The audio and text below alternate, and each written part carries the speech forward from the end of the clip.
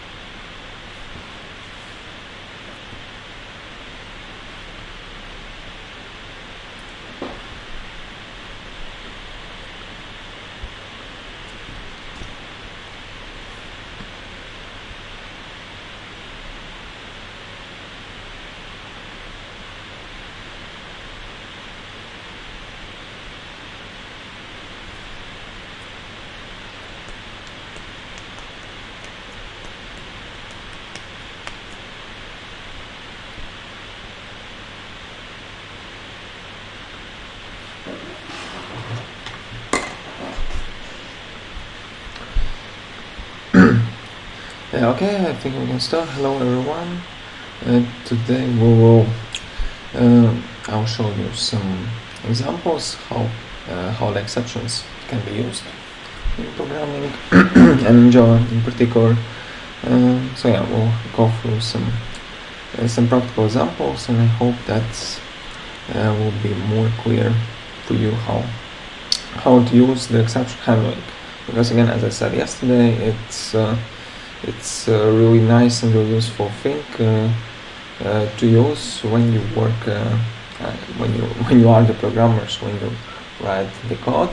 Because maybe if we go a little bit more to theory now, because as I mentioned several times, mostly you as programmers, you are supposed to work with the frameworks, with the large frameworks where there are so many classes, so many methods, so many files. It means that there are so many pieces of code, and then it means there are so many methods. Each method can call another method, and so on. So normally the stack trace at the end may be like there are 50, let's say about 50, and it's quite a usual thing that you have 50 levels of stack. So imagine that if you have 50 levels, it means that so it starts with one method, then it goes to the next method, then it goes to the next method, and so on, and at the end you have like 50 methods calling from the beginning till the end. Not till the end, but till the place where your code is triggered.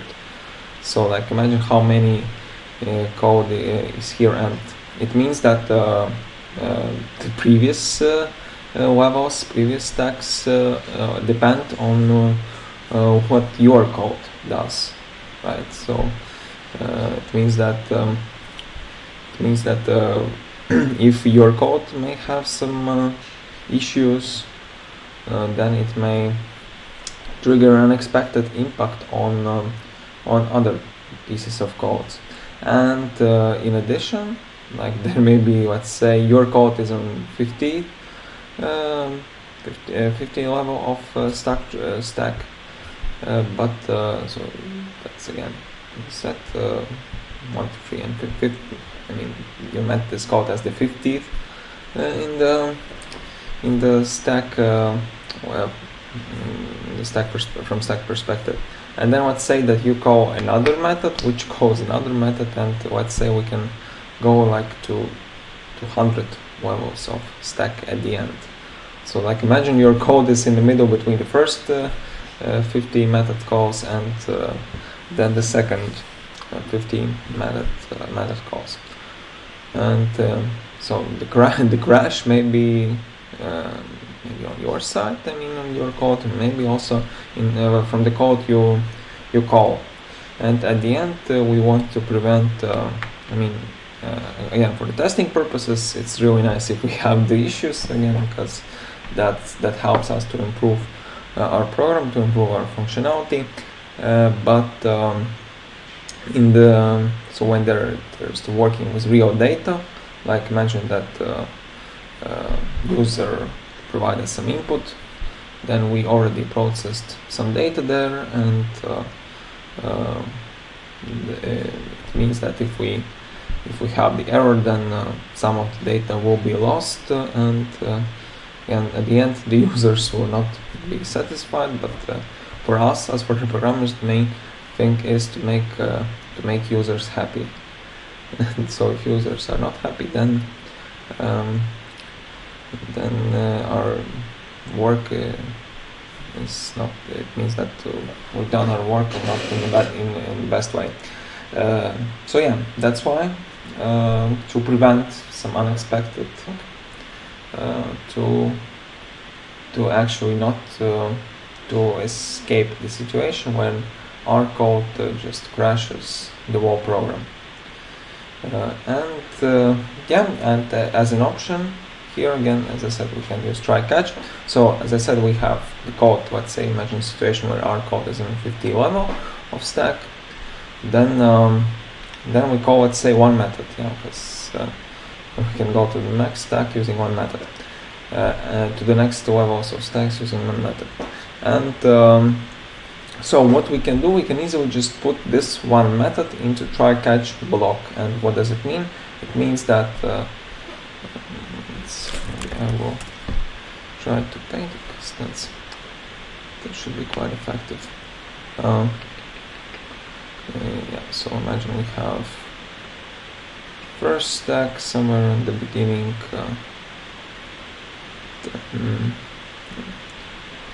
Let's say we have another stack, so that's the second stack. So there's the first method, then it calls another method, then it calls another method, then it calls another method, and so on. So let's say we have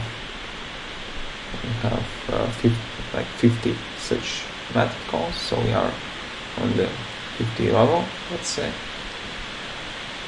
So let's say this is the 50 level.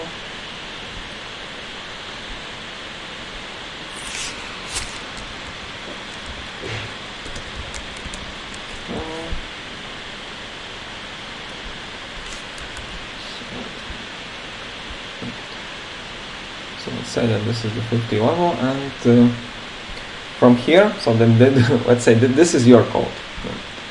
So this is your code. Yeah, imagine that this is your code. So it should be your code. So this one. And yeah, so what you do, you call another method.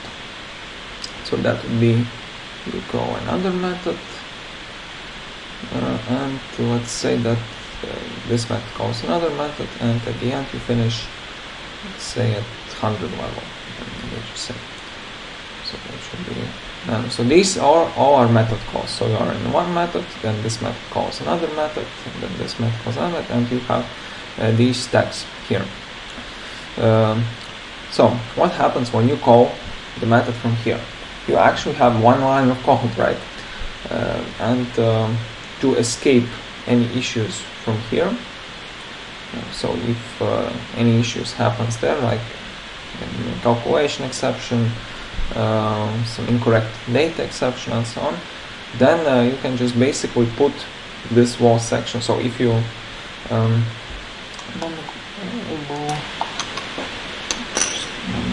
quickly switch to the mouse so I can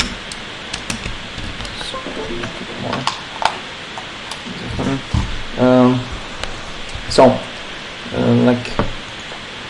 Like this, if you have, so I will tag that, so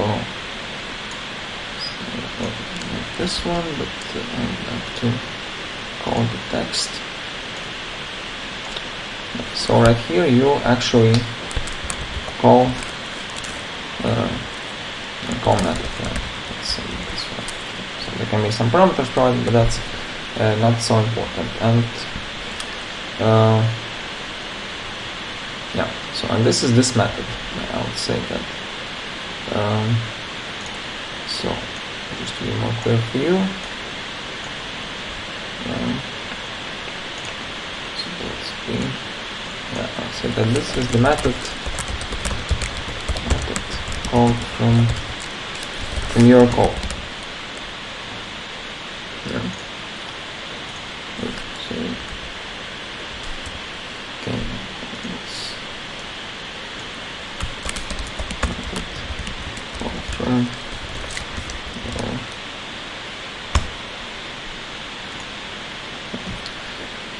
so yeah, this is the method called from your code, and so again, if anything happens, what you can easily do, so the easiest way would be, so here we call the method, so here we call this method, and to escape any issues, so you can use try catch. You can use try catch, so that you call your method, you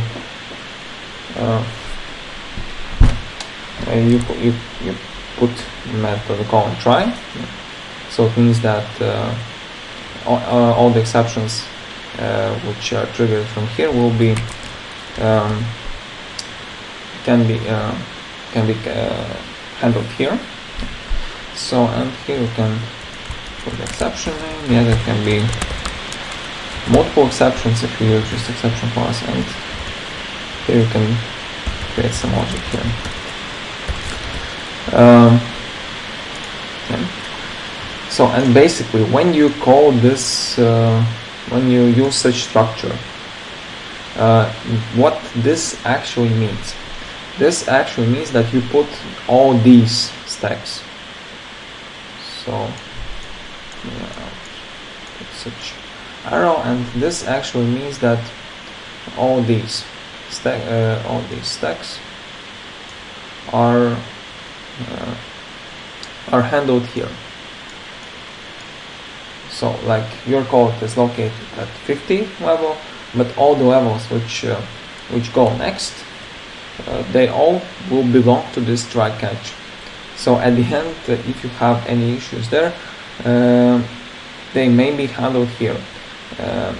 Maybe they won't be handled here all the time, because there also may be such try blocks inside these methods which are here. So this means that if there's the same try catch block somewhere on any level here, it means that it will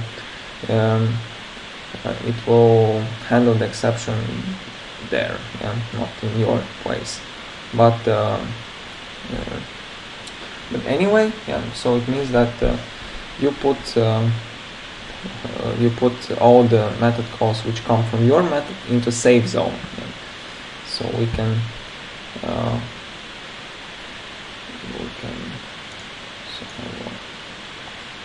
here, and all these all the logic called from your method will be placed. I can say placed, and directly it's maybe placed in try catch block. So and this is just here's the whole concept of try catch. So you call one method, but all the logic called from this method actually goes to this catch if anything happens. Except if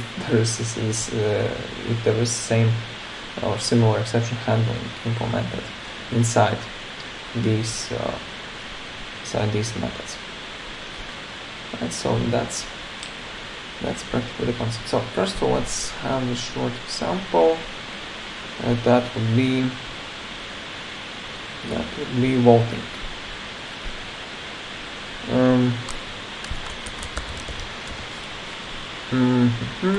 Let's imagine that we have the vote. Can be any elections, and people are supposed to vote. Let's imagine I am the person. So we have the person, maybe just to not do the same thing twice. Let's reuse the person class we created here. So we have date of birth here, and alright. So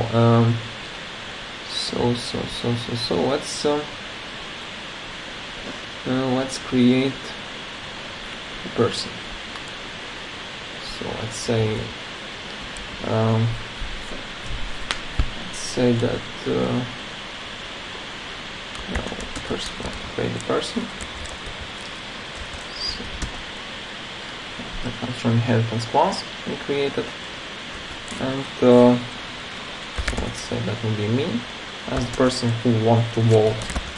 And here I want to create a person, and here I need to provide my name. So I can provide my name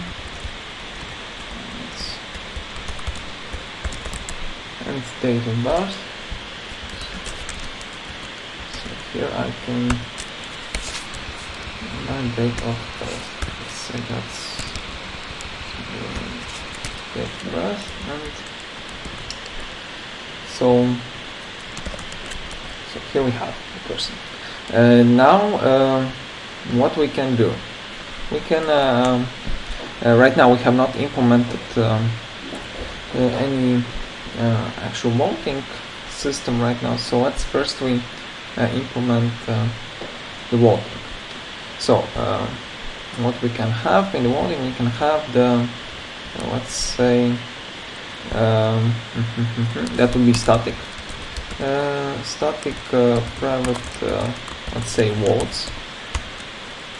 So here we'll have the votes for candidate, no, maybe just let's say votes. Votes, and here we can create the array list of all the votes. So this is just the array list which stores all the votes from these elections. And please remember that this is static. This is static because again we will use voting for like each person. So the person comes, that's the start of the voting, the person goes out, this is the end of the voting. That's why it's static, because that will be used for the whole elections. Yeah. So then yeah, let's imagine that let's say that currently we are so this voting system belongs to one particular place. So that would be a private static, let's say static private final string, and this would be the current voting place. So let's say that, and let's make that would be the first grammar school. So just one of the places where this voting can happen. So this means that this is the voting which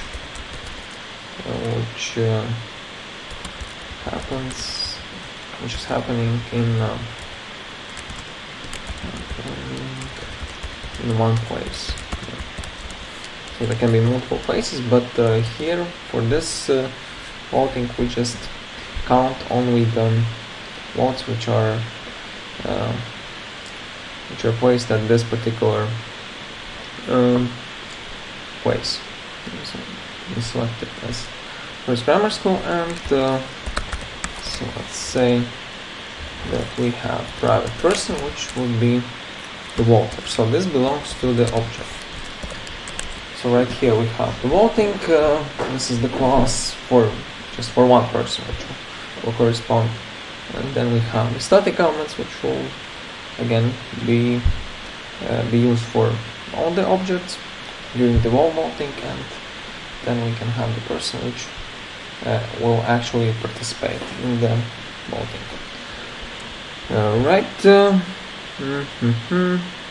Yeah. So what we can have, let's define the constructor, because only the persons can vote, no one else will be voter. And again,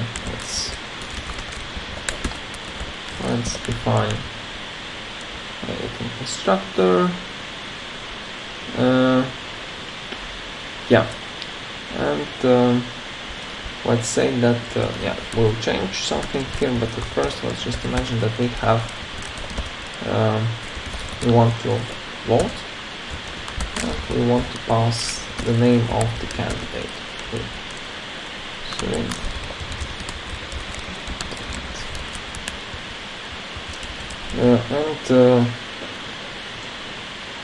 And then we can add the candidate to the that would be static, and we have votes, and here we will add the candidate.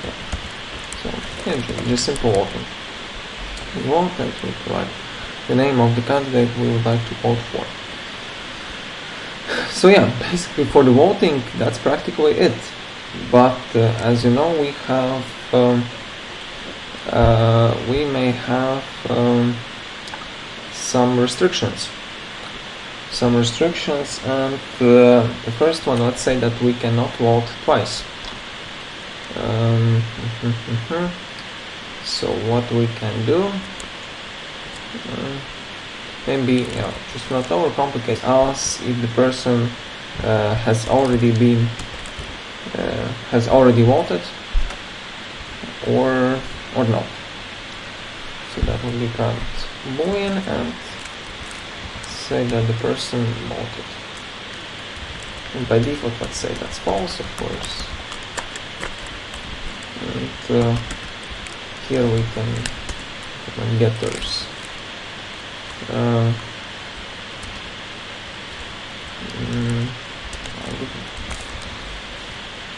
Okay, it's voted.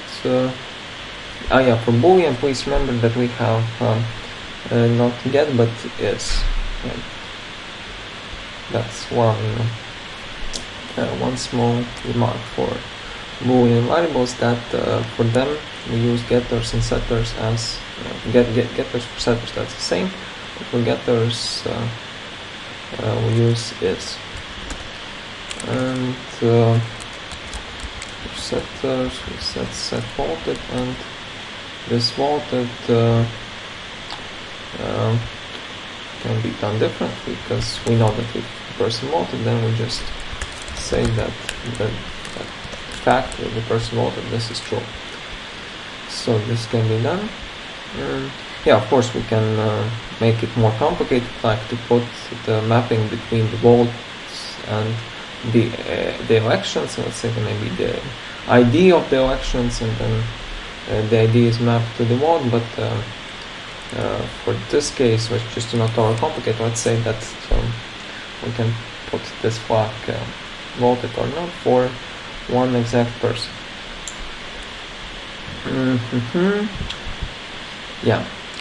And so here we may have the first exception.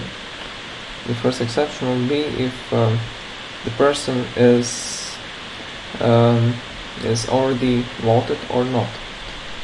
So for this purpose, I would like to create the exception classes, and the first exception class will be that the person has already voted. So that would be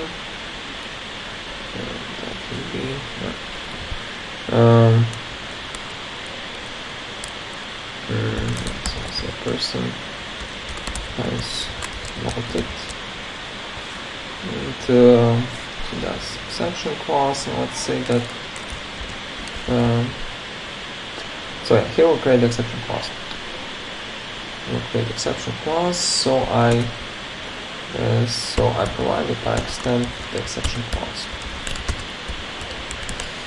And for exception classes, there's such thing like serializable. I need to just get rid of this warning. So need to add let's say default personal version ID. That's not so important for our case. Then just to escape the warning, we can just simply use the default one. So this is our exception class. So here, as I said, we can just basically work the same way as we do for all the classes in Java. So first of all, what we can do, so we can print stack trace, so that's the error which comes when the exception is raised, and so this will be that we just print the error, and so previously we just mostly use system out and then print line. We can also use system in. This will be actually colored in green, but if we use system error, this will be colored in red. So here we can use the same print one, and let's say we can, let's use the constructor first. And so we have the constructor, and here we can pass the person name, the person. So we pass person, and let's say that we want to use this person as the part of this exception object. So that will be the person. That will be the person, and we can just use this as the person. We provide it from the constructor. So what does it mean? It means that if you want to raise this exception, throw this exception, then you can provide, or you will need to provide a person this exception, and this will be the part of the object. So and right here, when we print the issue trace, what we can do, say that the person, sorry, not the stack trace. I think stack trace will not be the best method. Let's say let's get message. I think that should be more correct. And so the person. So that for this person, let's say get name, then I add surname of the person. Has already voted. So that would be the first. Sorry. They're not. Let's get. I will quickly change it. So that's again not get message, but. Let me think. Basically, print stack trace. It's not the best. It's not the best method to override, because that's related to stack. That's why maybe I will do different. I'll just create my own method. So that we private void, say print issue. And maybe we can do it this way, and then I just simply print the reason of the issue we have. So now we have this exception, right? And we can use it. We can use it firstly. So basically, how to use the exceptions in such case. Firstly, what we can do, we can create the method which checks if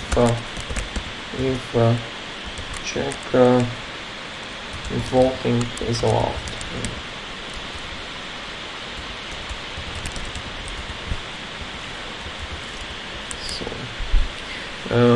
This will be the method, the private point. Remember, we use it not run, but please take note that we use it as void. Of course, if we don't use so this will basically do, let's say, the authorization on the candidate, not on the candidate, but on the voter. So if everything is correct, if the person is allowed to provide the vote. So what does it mean in this case? we basically can do the checks here. We can do the checks here, and so as you said, the first one would be if let's say if this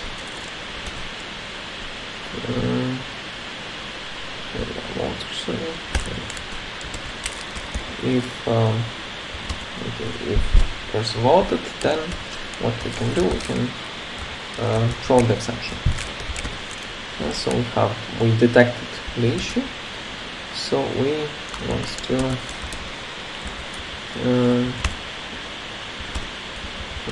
to raise the exception, right?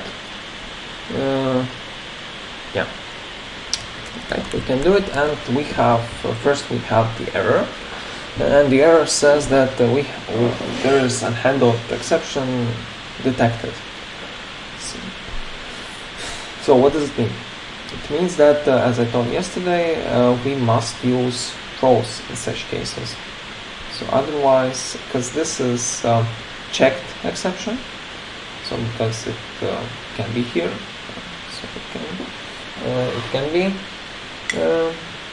raised here.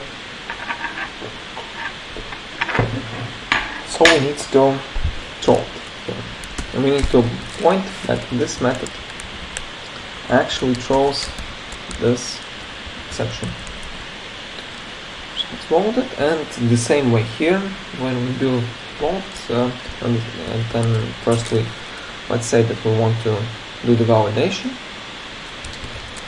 So maybe check check vote. I think that should be fine. Or let's say we can just simply call it validate. So that's really fine. So then we call here this validate, and this will actually do the validation on the candidate we have. So, and right here, still here we have the same situation, that we must handle the exception which comes from this class, because again, if we call the method, and the method and it is defined that the method throws something, then we should handle the same exception here. So what we can do, we can use try catch here. A moment, let me think.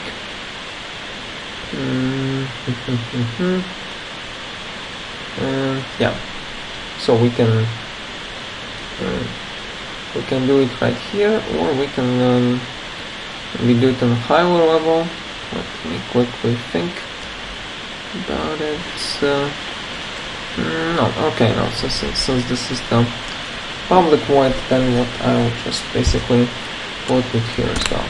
So that's throws, and we have the exception. Person has voted, which to be redefined here. Yeah, maybe let's first we start voting.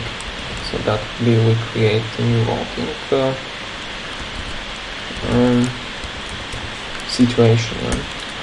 So here will be voting, and we create voting, and I say that I will be voting. So here we create the object, and now we can use it. So what I would like to do is I want to not me, but voting. I want to vote for just any candidate. So let's say that, okay, maybe I'll go to random names again, just to be politically correct and to not just give any references to any candidate. So that would be, so I got random name, that would be just one random name, and here again we have the same situation as we have here. Right here we must again because we call the method, which we call the method which warns us that it throws the exception. So we need to handle this exception. And there's the option that we provide the same here, so it means that it will just go at the end of the program, but the more useful case would be if we just put it in try catch. So I use try, I use catch, and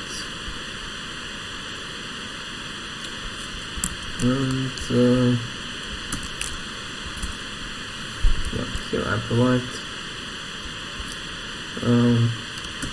the exception to be handled here. So this person has voted exception, and here I can just simply print issue. So this is automatically declared in our exception clause. So I basically call it in here. Right. So right now we will not allow the situation when the person votes twice. So maybe it's not before, but in addition, we have voted here. So maybe I will, for the candidate, I will set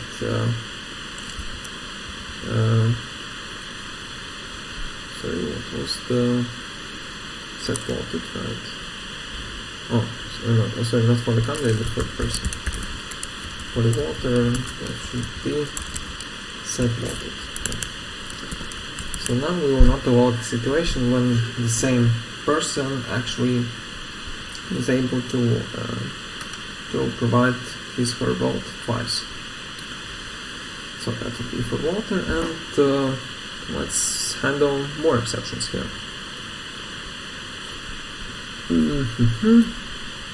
Let's handle more exceptions here.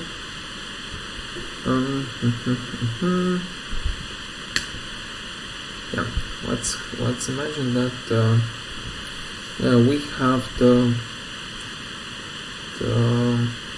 age, invalid age exception. It's age exception. So we can vote only starting at 18. So if the person is younger than 18, then the person is not allowed to vote. So here we can get such exception, and here I will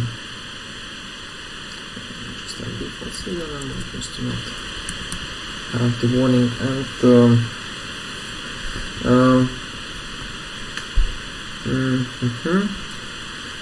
let me think. Maybe let's restructure our structure here, because again I will use the person in all these cases. So what does it mean? It means that for the exceptions, the same way as for all the classes in Java, I can use the inheritance. So let's say I will create another exception. This would be person exception, or something like that. I can define it as abstract class as well. Define it as abstract class, and I will also extend the exception class. So this is the abstract exception class. That's also possible, right? So for abstract classes, for exception classes, we can also use the abstraction as well. And what does it mean? It means that in this case I can use the person. Yeah, first I'll use the constructor. Here I will provide the person who voted, and here I will also provide the object, create object, person, and the attribute person. Then I will set person here, and we can have the this person, of course, equals person, And then we can have the abstract method, which actually prints them the issue we can get from here. So in this case that will be first public void print issue, and this should be abstract void.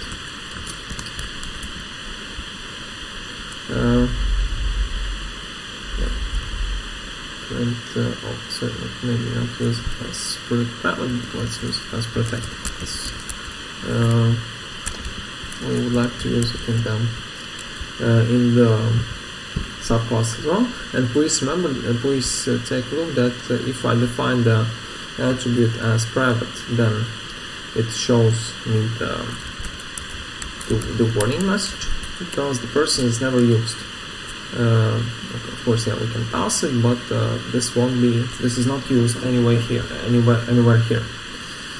So that's because, again, for the private attributes, as you remember, we can only access them from inside the class. So if we don't access them here, then we don't access them anywhere else.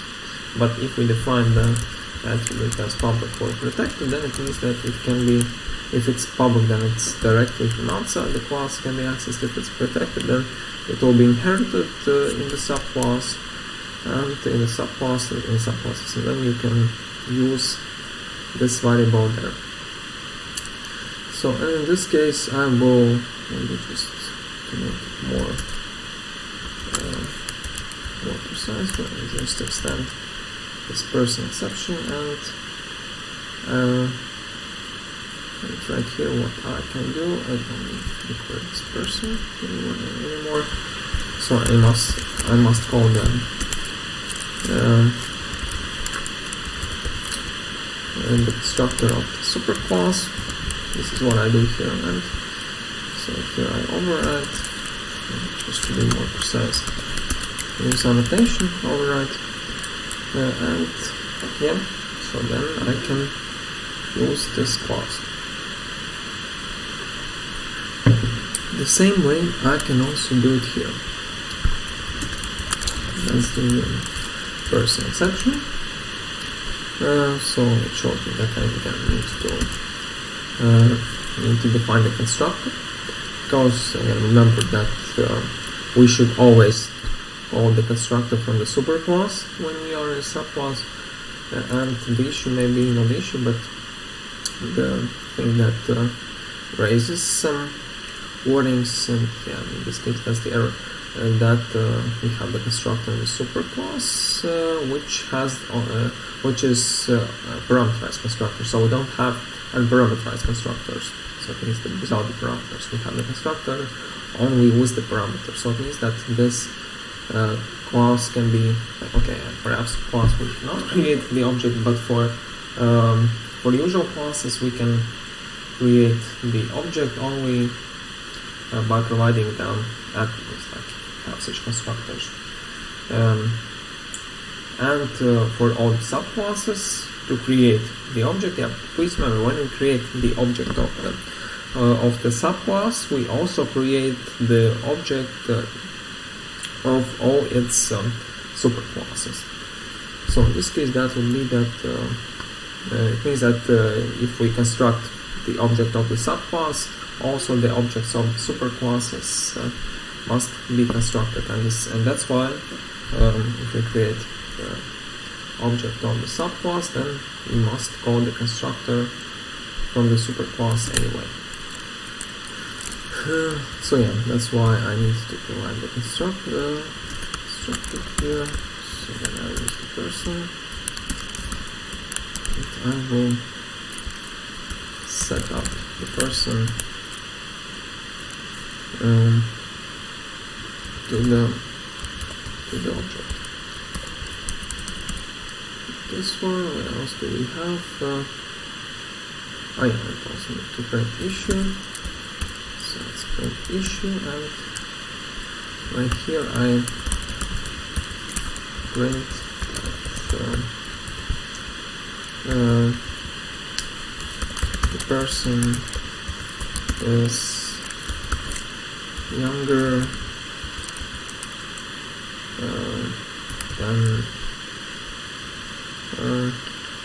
then 18, but maybe let me quickly, maybe just let's say that the person's age and also let's calculate the age and let's use the constants here. So I would like to calculate how old is the person, so I'll just make it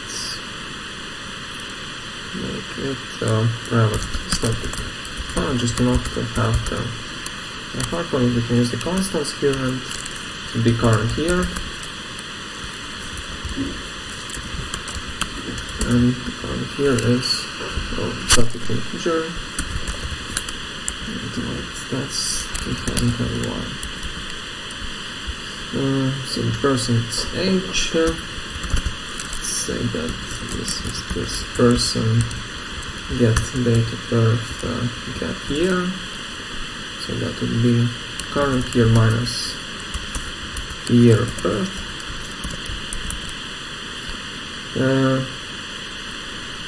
So we can use the brackets here. So if you want to use the integers or any calculations inside the print method code, then you can use the brackets. So here I just pass that is not valid for bolting. Right, so here we have another exception. And maybe this case. Sorry, maybe let's do it. Let me think. Okay, that should be fine. Or maybe not. Let's get age from. Okay, I think that should be fine as well. Just to not change the things. Oh no, maybe I would better do it in the person class, because we'll need to reuse it after that as well. So get age for the person class. So that would be get age, and I will return current year minus, let's say, to not to overcomplicate the calculation between two days, just have the current year minus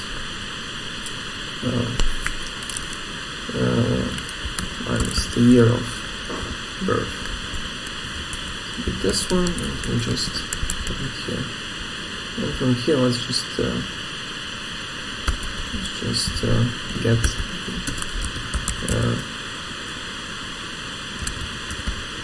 the age of the person. Right.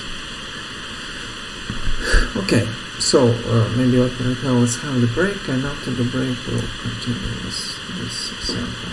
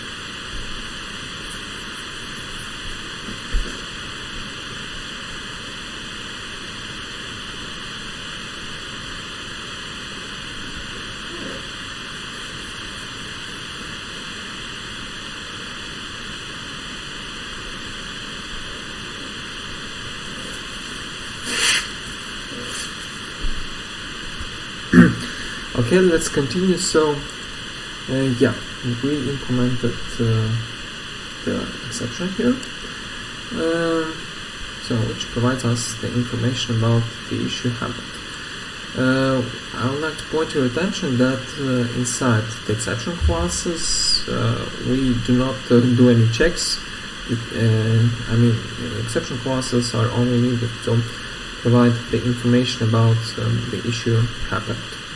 So we do not have any calculations, any checkings here, only the information. So we can provide, and also if you see the methods which are defined here, so there's message, stack trace, stack trace, basically no actions, no serious actions here, because again everything goes from the place where where the exceptions are raised actually. So in this case, yeah, we just do exceptions, and basically what we can have,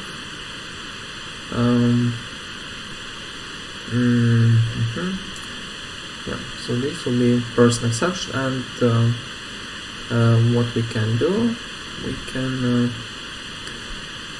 basically change we have two options. We can add here person, yeah, first of all it's validate, so that will be here, and use else if, or just simply if. There's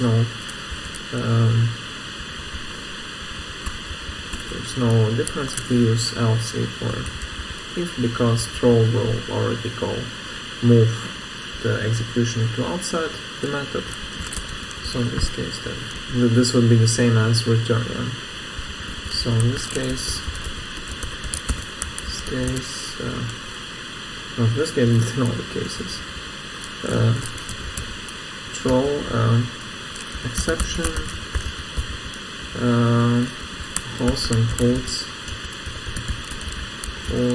the return in this case, yeah, in case we don't have try catch here, or if we don't have exception handling. Here, try catch inside the method. So if try catch is implemented outside the method, then throw works also as return. So it will not move the logic next. Yeah, what else we can have here? As I said, we can we can check the age. So let's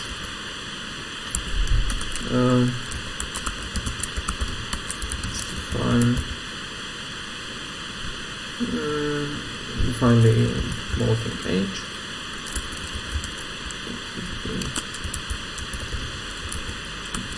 And let's say that this is 18, as it usually is. So here we can check if this age is less than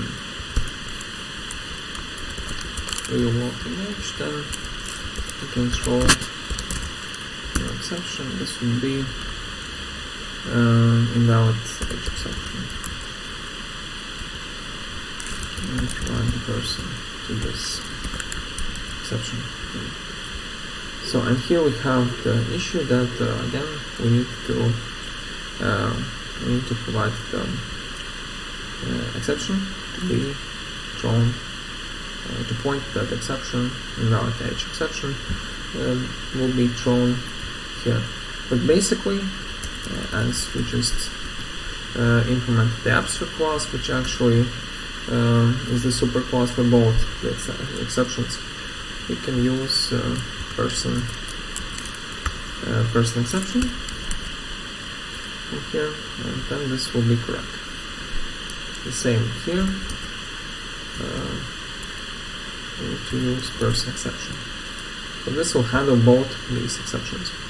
But right here, also the same thing. We need to use person exception, and then this will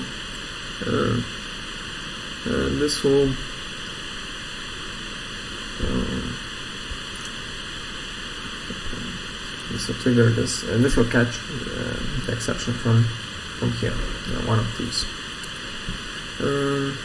Right, so here we have one type of exception, and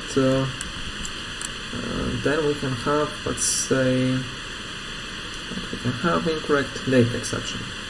For example, if the name of the candidate provided is not on the list, so that would be wrong candidate exception. Exception, and here I can extend the exception clause. This will point, this will make this clause as exception clause. So, and here so wrong candidate, that means that we have provided the wrong name. So that would be that I have the attribute which is the name of the candidate, so that would be string candidate provided, and again I will use the constructor, and I will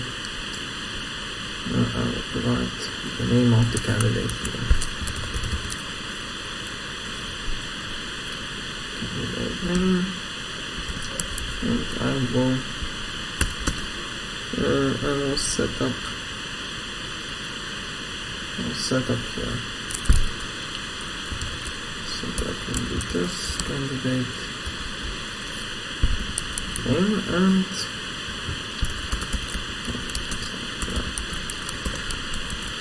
here provided person, and then so then I can simply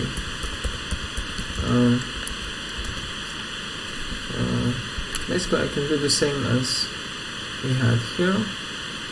I can ask, I can create the method which prints the issue. Print issue. So that would be so print issue, but print in this case, in fact, we don't really need this exception to be done this way. Let me think. Okay, well, let's just use print issue without not overcomplicated. So then we can say that the candidate, the name of the candidate is not in the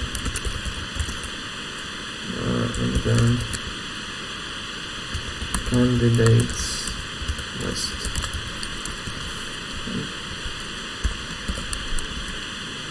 So that will be the issue, and let's say first we need to also have the list of the candidates. So maybe I will just pick, let's say let's also have the candidates list. We can use let's use set, let's use set.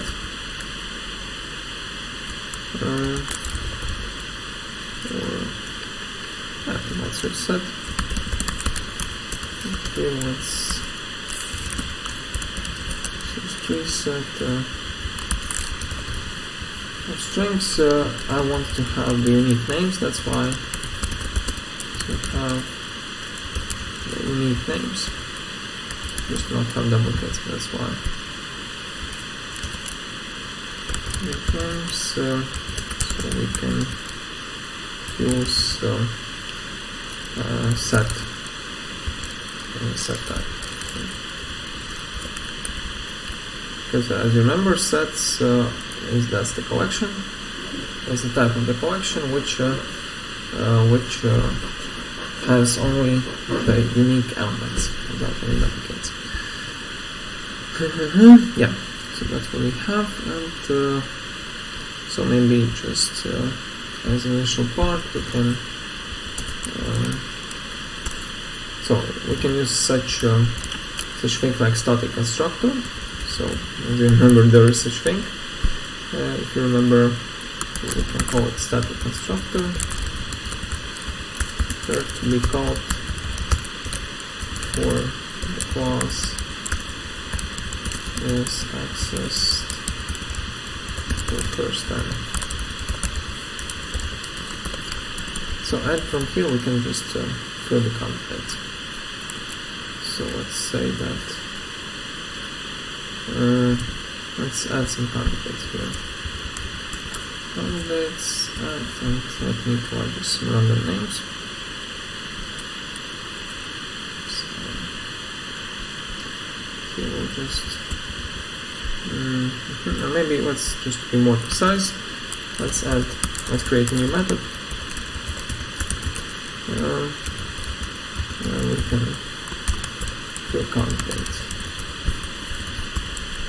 So from here we can add it, and from static one we can just simply call this method.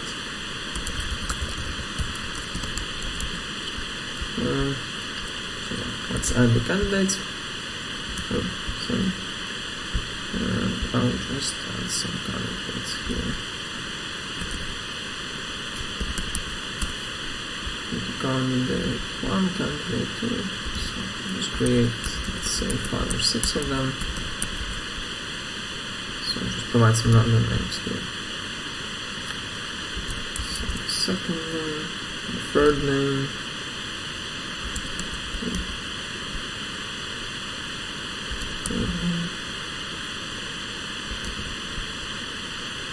another name.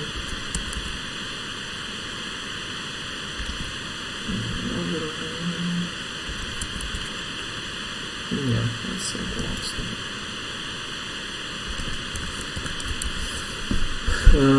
So yeah, we have it, and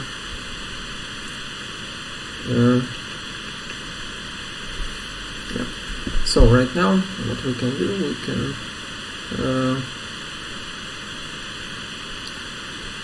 can do the same validation here. So we can do the validation here, and we will check. So if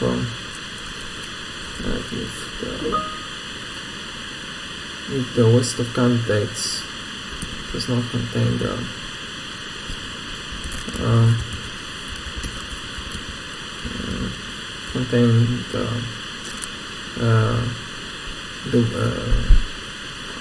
person, the candidate the person wanted to, then we should also raise the exception. But yeah, so in this case, let's also provide the parameter here to the method, and then let's add the candidate here as well. So from here we can check if the candidate exists in the list. So if the candidate does not exist,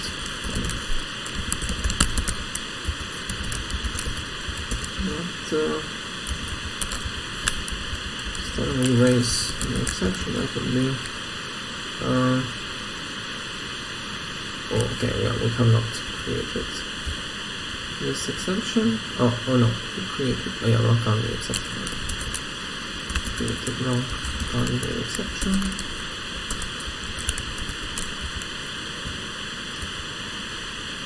And this would be candidate name. Right here we need to use the front exception, because wrong candidate exception does not it does not extend person exception. That's why there is the error, and we need to provide a different exception here.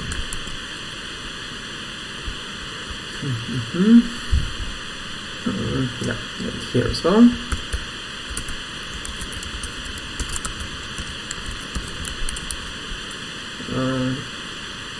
So yeah, and here as well, because here we do the vote. And what will I do? I will try pass catch. Sketch, and here I have one candidate exception. The same way I can print the issue. But in this case, let's say that we have such voting system when we have the option to repeat the vote if the candidate name is wrong. Because again, in previous cases, if the age is not valid or we already voted, then there's no such option to try to vote again, because it will fail anyway. But for the wrong candidate, let's say that we can select the right candidate. After that, we can try again. So what we can basically do in this case, we can let's say that candidate is wrong. We can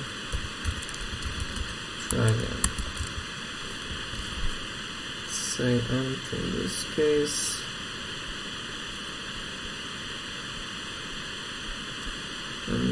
we can do while loop, and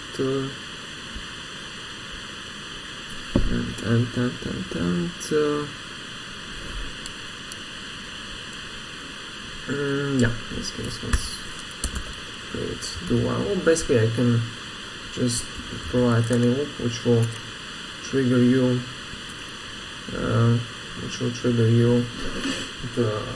the option to repeat your action. So maybe in this case let's maybe do differently. Let's use scanner and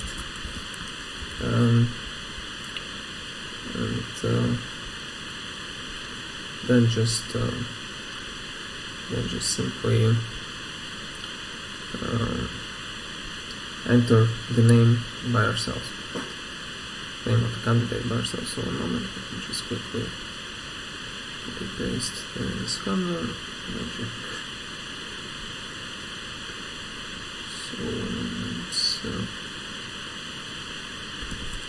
let's create the scanner, go to object, and yeah, for scanner, as you remember, so maybe let's do it this way. I'll print text which will ask the voter to vote. So please vote, and here I will ask for, I will read next line. Right, so he will do it, and yeah, at the end we also need to call scanner normally. So that's what I will have the while, and the while is, let's say, actually how to implement the repeating action. To implement the repeating action, we need to have some boolean value, which will actually allow us to repeat, to check like the flag, if the action is done or not. So here I can create the boolean which points us if the person voted or not. So maybe we can do it, let's say, no, we can check it this way. While me is not voted. So we try to repeat this action. So in this case, I have no other option. I need to break the loop anyway. Since in this case there is no option, no chance, let's say, no chance to vote, we need to break. be walking.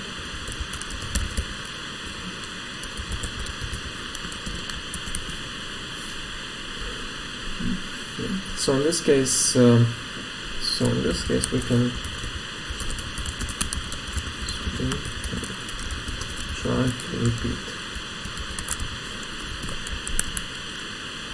So yeah, and so here you can see we have the warning, and to actually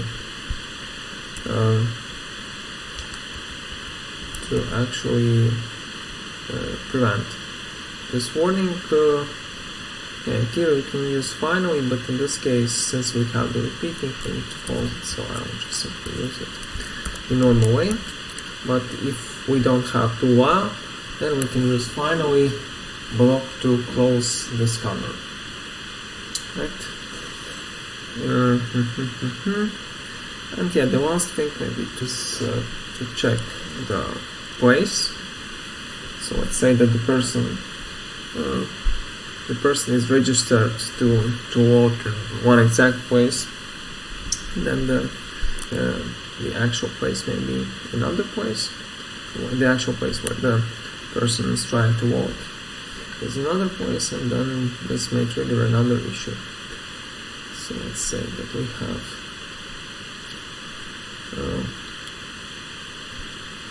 and yeah, also that would be a part of person exception. So that would be wrong place exception.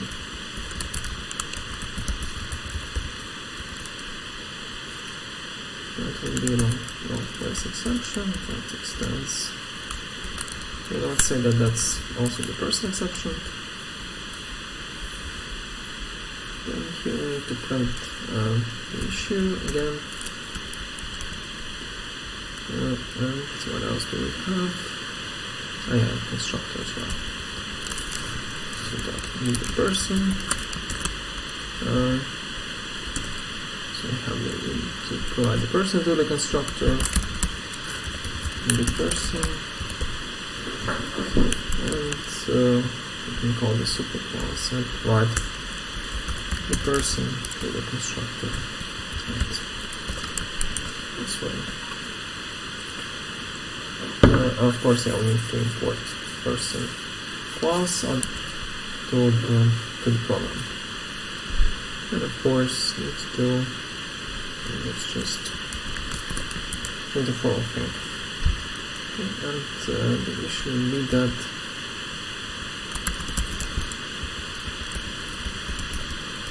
system error, yeah, now put that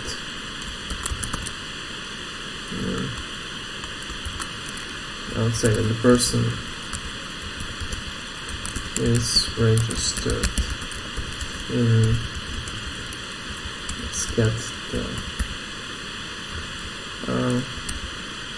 yeah, of course, that's also, and this registered place, yeah, so that will be private string place where the person is registered, and the person is registered, and let's say that here we can have just get the setter place, get place, and set place. And right here, let's get place. And I say that walking here is not allowed. Okay. And the same can be done. The same check can be done here. So I will say that if maybe let's just group the person exception in one place, and then another exception to leave it at the end. what I say is if this filter get place not equals to voting place, then we control another exception, and this would mean this is wrong place exception.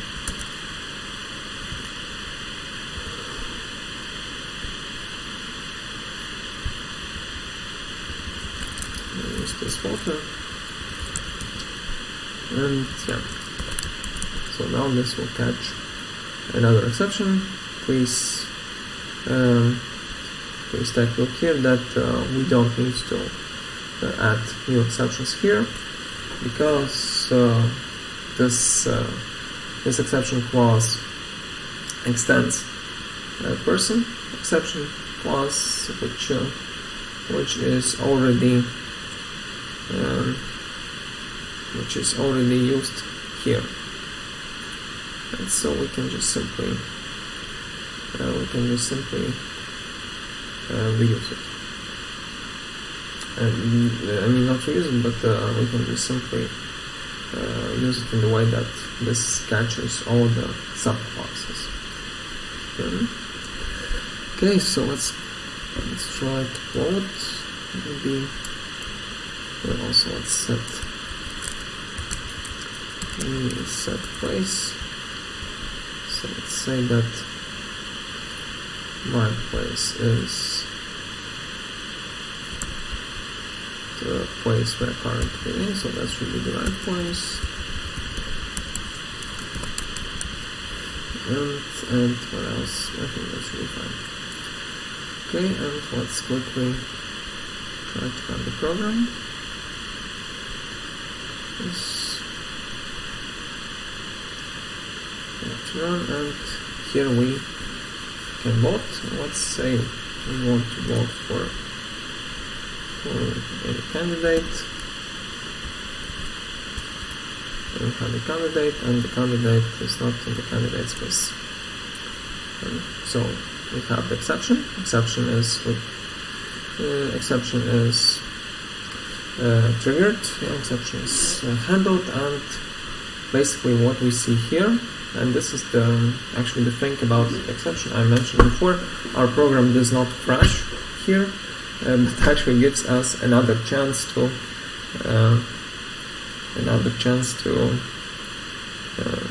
vote, to repeat the input. So that's incorrect input, and we just have the option to repeat it. And in this case we can try it again. So again, it does not work. And if we add the candidate which is on the list, then everything is fine. We vote it, and the program is finished. Maybe just a moment, I will add back to also and the output, and just like simply thank you. And you voted. Thank you very much for your vote. So let's run it again, and you can see that if we write vote, then everything is fine, and we can, so our vote is submitted. Right, so that's about voted. Yeah, let's take a look on other exceptions. Let's say that I'm not 18 years old, so that would be, let's say that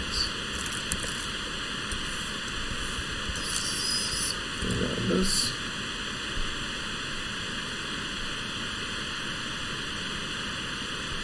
So let's try to vote here, and what we'll see that the person's age is for 14, which is not valid age for voting. And in this case, then the program just stops, so without any issues. The same for other issues. Let's say that our age is fine.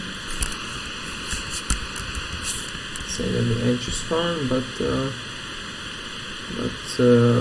we are not from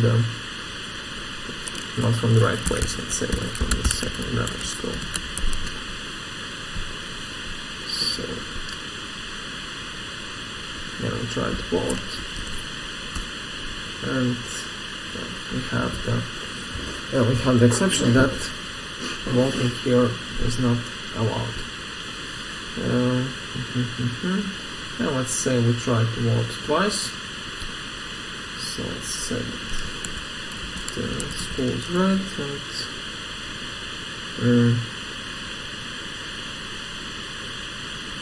it's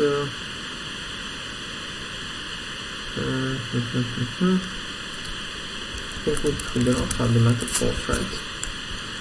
So, oh no, we have. Then what we can do, we can have the method start voting. So I just want to have the general action which will allow me to do the voting from start till the end. So let me start. Let's say, and from here we can just basically pass this logic. Okay, so let's say I want to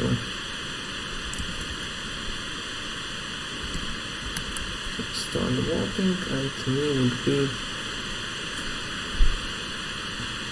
provided from here. So let's say that moment, yeah.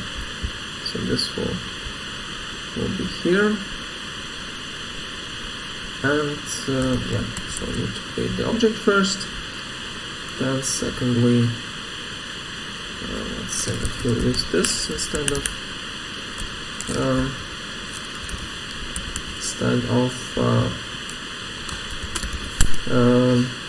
the object name, because we are currently moved the logic inside the class. So that we first now say me. So now everything here should be correct, and we just move the logic from here. So I have voting, and I pass me. Oh no, I have water, sorry. So then I can skip using me, I'll just use the water. That would be more correct. So that would be water, and here we just pass the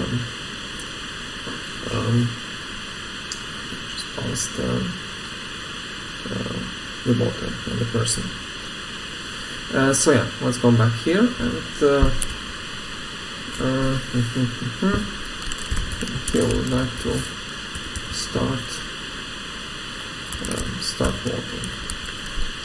So we have the first one, then let's say I come here again and I try to do it again.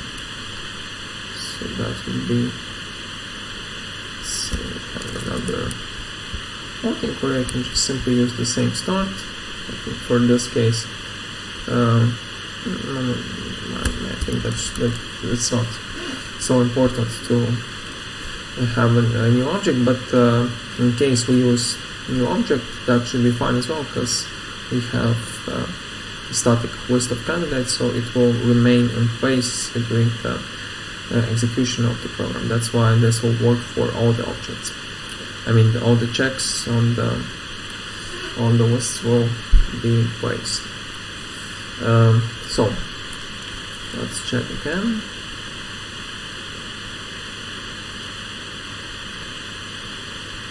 Let's proceed, and sorry, that's not what I wanted. So I vote for the candidate.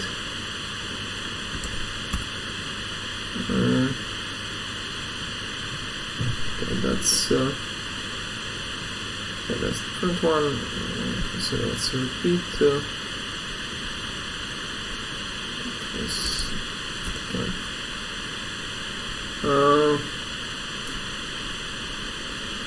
Okay, so we have that's different exception. So So let's see where it happens. So it's on line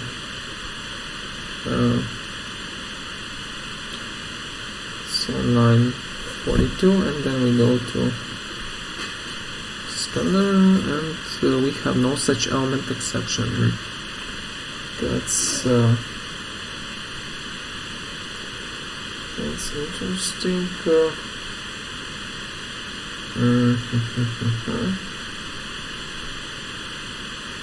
Okay, yeah, that's because we try to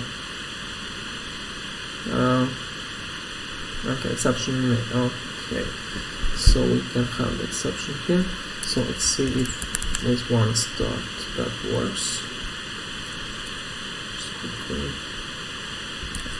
take a look. Yeah, there's one start that works, so it crashes on the second start. Let's see what we have here. We have another scanner, and then we call the scanner. Okay. Then let's see. Okay, let's try again. I think that should normally work.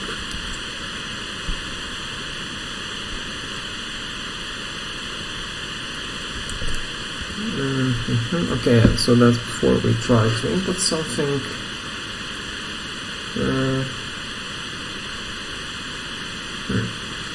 No line found. Alright, so yeah, use next line.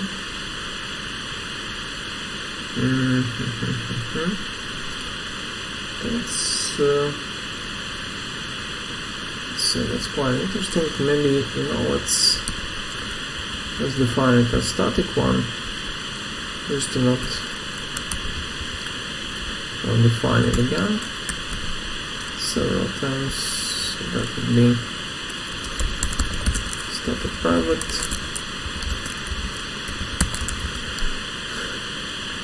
Static private scanner, and I'll just define it at the beginning of the program, and I will close it at the end of the program. So that will be scanner, and I will close it at the end of the program. Okay. So, and right here,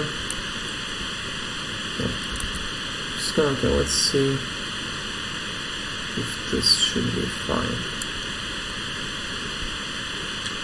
Let's try the wall again. Okay. Scanner is okay because I closed the scanner. Sorry, yeah, that's the issue. Yeah, in case you accidentally closed the scanner, then you won't be able to access it again. So let's check. Oh, yeah, and here we can try to load again. Yeah, always careful when you work with scanner. Yeah, and right here you can see that I cannot load twice because I already loaded. Yeah. So, and this is basically how we can use try catch. So maybe just small, not small, but the overview of the program we have here. So we use custom exceptions. Let's say personalized custom exceptions, which are used for our voting scenario.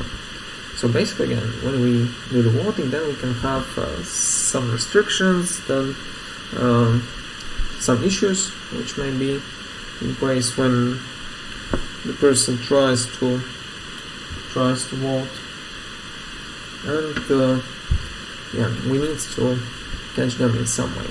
So first of all, we start with the main method, which will basically just run our program, and the main logic will be placed in the start method. So in start method we have our main logic, and here we can handle the exceptions which may be raised during the triggering of the program. So that's why I use try catch. So remember, as I said, using try catch, all the exceptions which belong to the classes person exception and wrong candidate exception will be handled from here. So from here we can call the methods. Basically any methods can be called from here inside, and then each of them, any of them which will raise one of these two exceptions or the subclasses of these exceptions will be handled here, right? So, and like for example, again when we go inside, so we call the method fault. Basically this is our key method which can raise these exceptions. If this method does not raise these exceptions, then we will see the compiler error which shows us that the exceptions are unreachable. And it means that there's no way this method can actually raise one of these exceptions. So it means that it does not raise one of these exceptions. But since here we have them, so here we have voting, and before voting we can do the validation. So this is basically the key structure what we can note here. So here I don't have any like check this or check this. I just have one method which does the whole validation. So here I don't just say that please validate me, return true or false, and then I can actually do the logic. We can do it in such case as well, but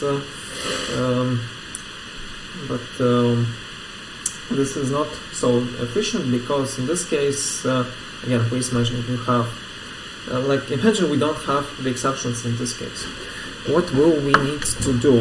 What will we need to do? First of all, this method should return true or false if the candidate and the person is validated or not, right? So then, you can imagine that this validate is the Boolean method. So it returns true or false. If it returns true, then okay, then everything is fine and no issues there. But what happens if it returns true or false? If it returns false, so it means that there is the issue. So first of all, you need to find you want to find which issue is it, right? Because if you just have true or false, then you just see if the vote can be valid or not. And if the person is valid to vote or the candidate is valid to vote, then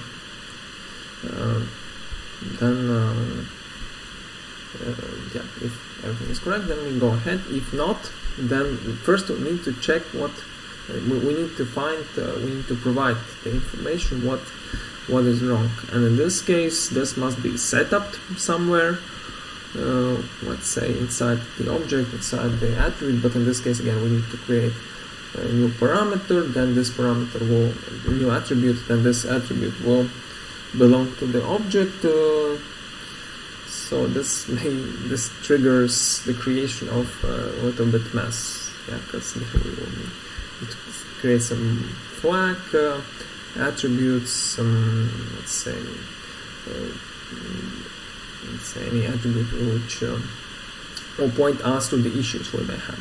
There is one thing in one, maybe a small remark. There is one thing in one of the extra activities, to be honest, I don't remember which one was it.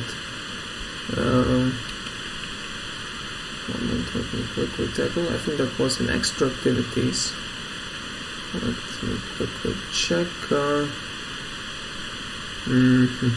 There was one quite interesting. Oh yeah, that's extra 10, and this is so-called holder class.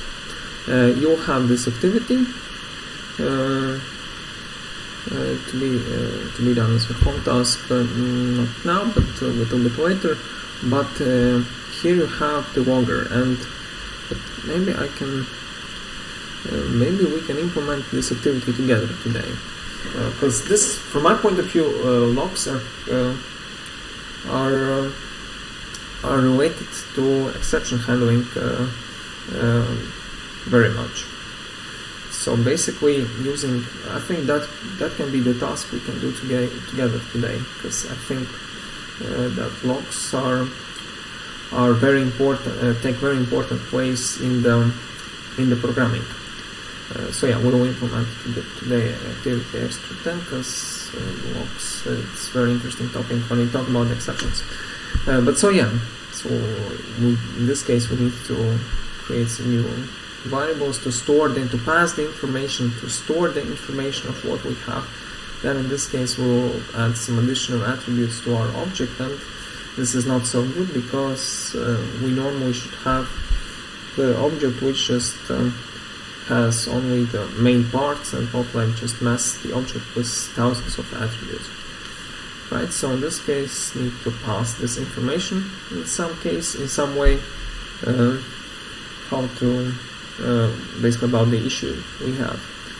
And then after that, if false, then we need to skip this part, and then if we have some part here, also need to skip that part as well. So we need to return the information from this method as well, and at the end you will just have a bunch of returning parameters, and this is not so comfortable, right, to work with. Like, again, you can keep using the exceptions, but in this case you will need to use more variables, more attributes, define more variables, define more attributes for the class, use the returning parameters, and this may not be so easy to do in general way. But using try catch, what you just have one method which just basically does all the validations, and if something is wrong, then it will skip this logic, right? And based on the exception provided, so we pass from here, using the exceptions, we just pass information from here, from validate method to catch block. So this is using the exceptions, we can basically, let's say, navigate through the code and pass the information when it's needed. But please be careful what I just mentioned about the navigation through the code. Yes, this is true, it can be done using try catch, but please never use try catch with the reason just to navigate through the code, because yeah, this is really bad approach to construct your code. I mean, not if you just have try catch. Exception handling, that's very nice, and you should use it, but you should not use try catch with the purpose just to navigate through the code. Like in this case, let's say that I'm here, I want to navigate to this place, then I just raise the exception and I navigate to this place, or even more, I'm like we have this picture, like I'm somewhere here, I want to navigate, let's say I'm somewhere here, so there's my code here as well, then I want to navigate to this place, then I just catch, not catch, but I just throw the exception, then I navigate to this method. So the jumping through the code using try catch is is not what we normally should do. Yeah, if it happens because of the real exception, I mean something is wrong or something goes different way than we expected, then of course try catch is fine and it can be done. But if you never use it just if you want to jump through the code. As again, I mentioned once in the previous course, there is such thing called go-to, that's used in C++, and so basically go-to, which is deprecated and not used anymore in Java. And why it is not used? Because this is what go-to did before and what it still does in in some programming languages, we can just basically jump at each position inside our code, which is again not good, because at the end you can imagine if you need to work with the code which randomly jumps from one place to another, and again if you have such situation like you have thousands or hundreds of methods code, and good luck to you to actually understand how this program works if you have this jumping. And that's why only use exception handling to actually do the checks and to control the flow, but not to jump in your program.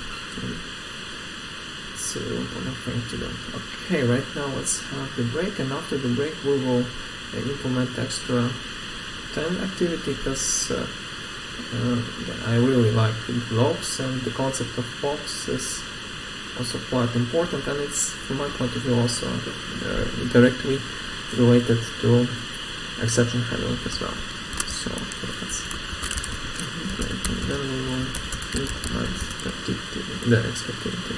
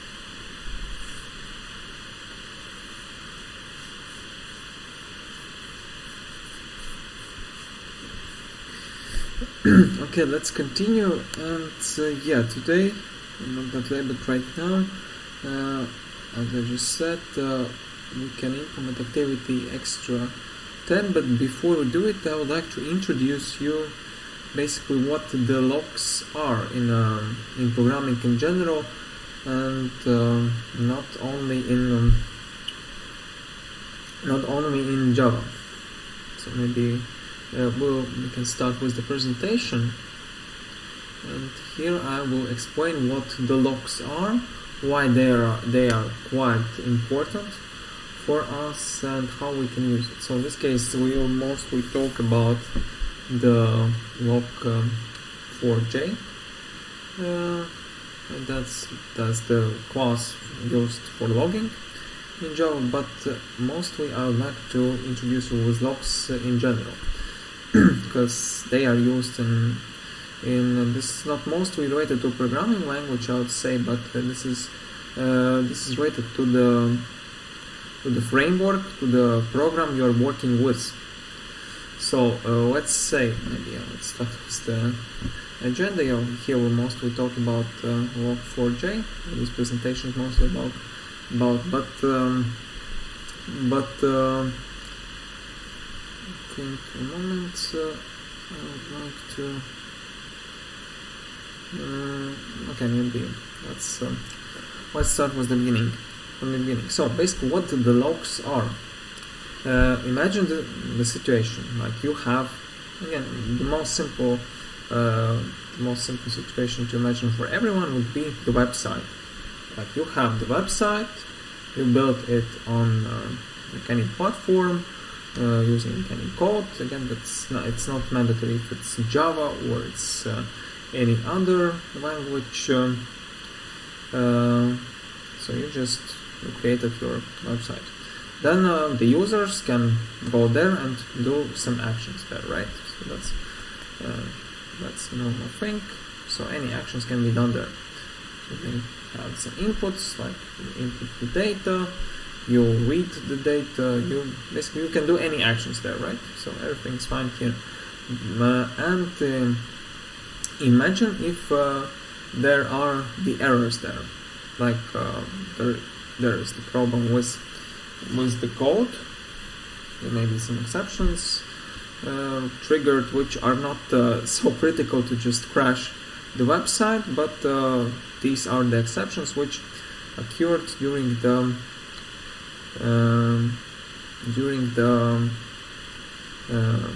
working with the website. So yeah, so imagine we have such situations, and so the question is, how can we inform the persons who are responsible for the code? Like in this case, that would be the developers.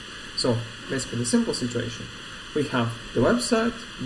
Not we, but anyone. Yeah, we have the website, but anyone can go inside, go to this website, does some stuff there, and then maybe something does not work as expected, or maybe even better, everything works as expected, but actually the user does not notice it.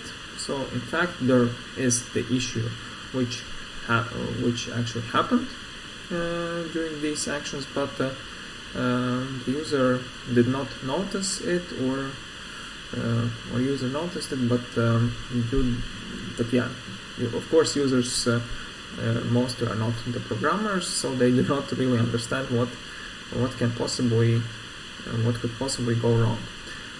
In this case, the question is for us for developers. So we see let's say if it's the bad feedback, from user, that's something that it does not work correctly, or we just want to check what happened in the program, and basically how to proceed in this case. Like if we want to check what was the issue, or to check if there was the issue.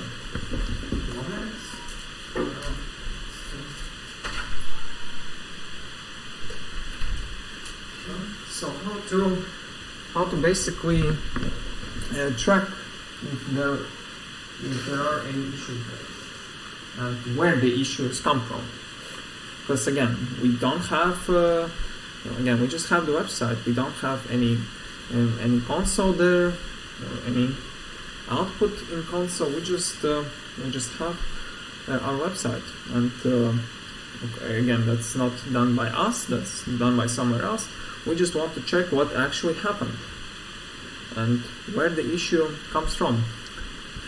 And for such cases, we use the logs. They usually are stored in the database, but they are tracked at each execution of the program. So let's say that the user starts working with the website, then there is the log created for the user session, and then the user finished that. The log is saved, and the log is placed in the database. So everything is stored there after that. So yeah, this is what the logging is about. This is the group, the set of information which comes from the program. And I will show you some examples. So firstly, I will show you examples from my website. Again, that's not so important which platform you are working with, but in general, you will have this system. So I have, here you can see I have my log, and here I have all the error messages. Yeah, I've had from the actions I've done. There are lots of them, 95 pages, but all of them provide me the information. So basically, I do some actions there, or anyone just do the actions there. So they see the error, and like in this case, so I have the message here, and I see what's the issue is. So like in this case, that would be that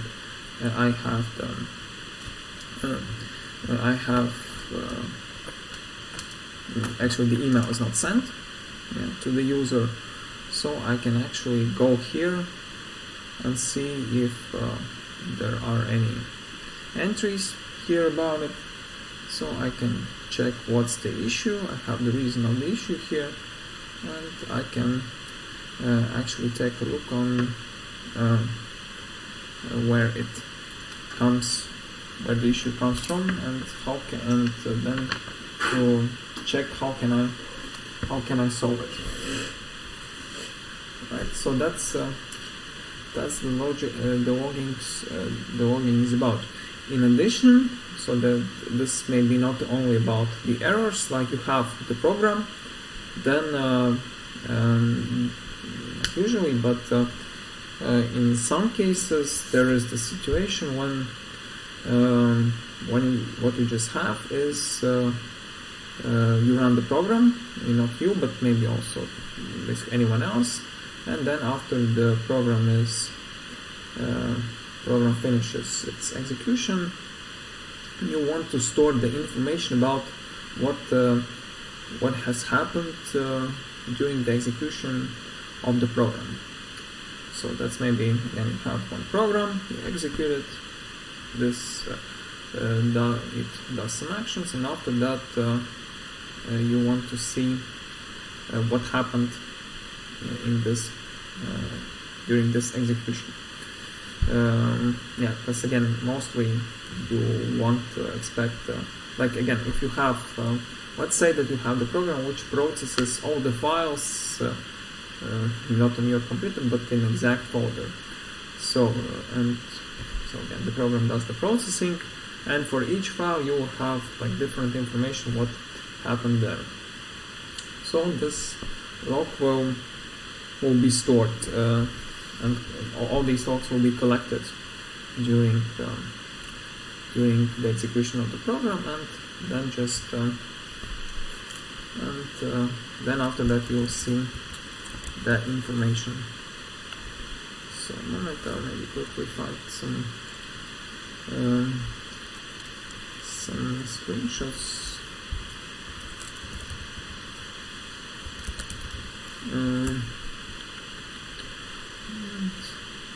Yeah, basically every time, that's not only about real issues, but every time when you just have some when you run the console, let's say something from the console, you can see the information which come from the execution of the program, and then you'll basically see all the actions that are done there.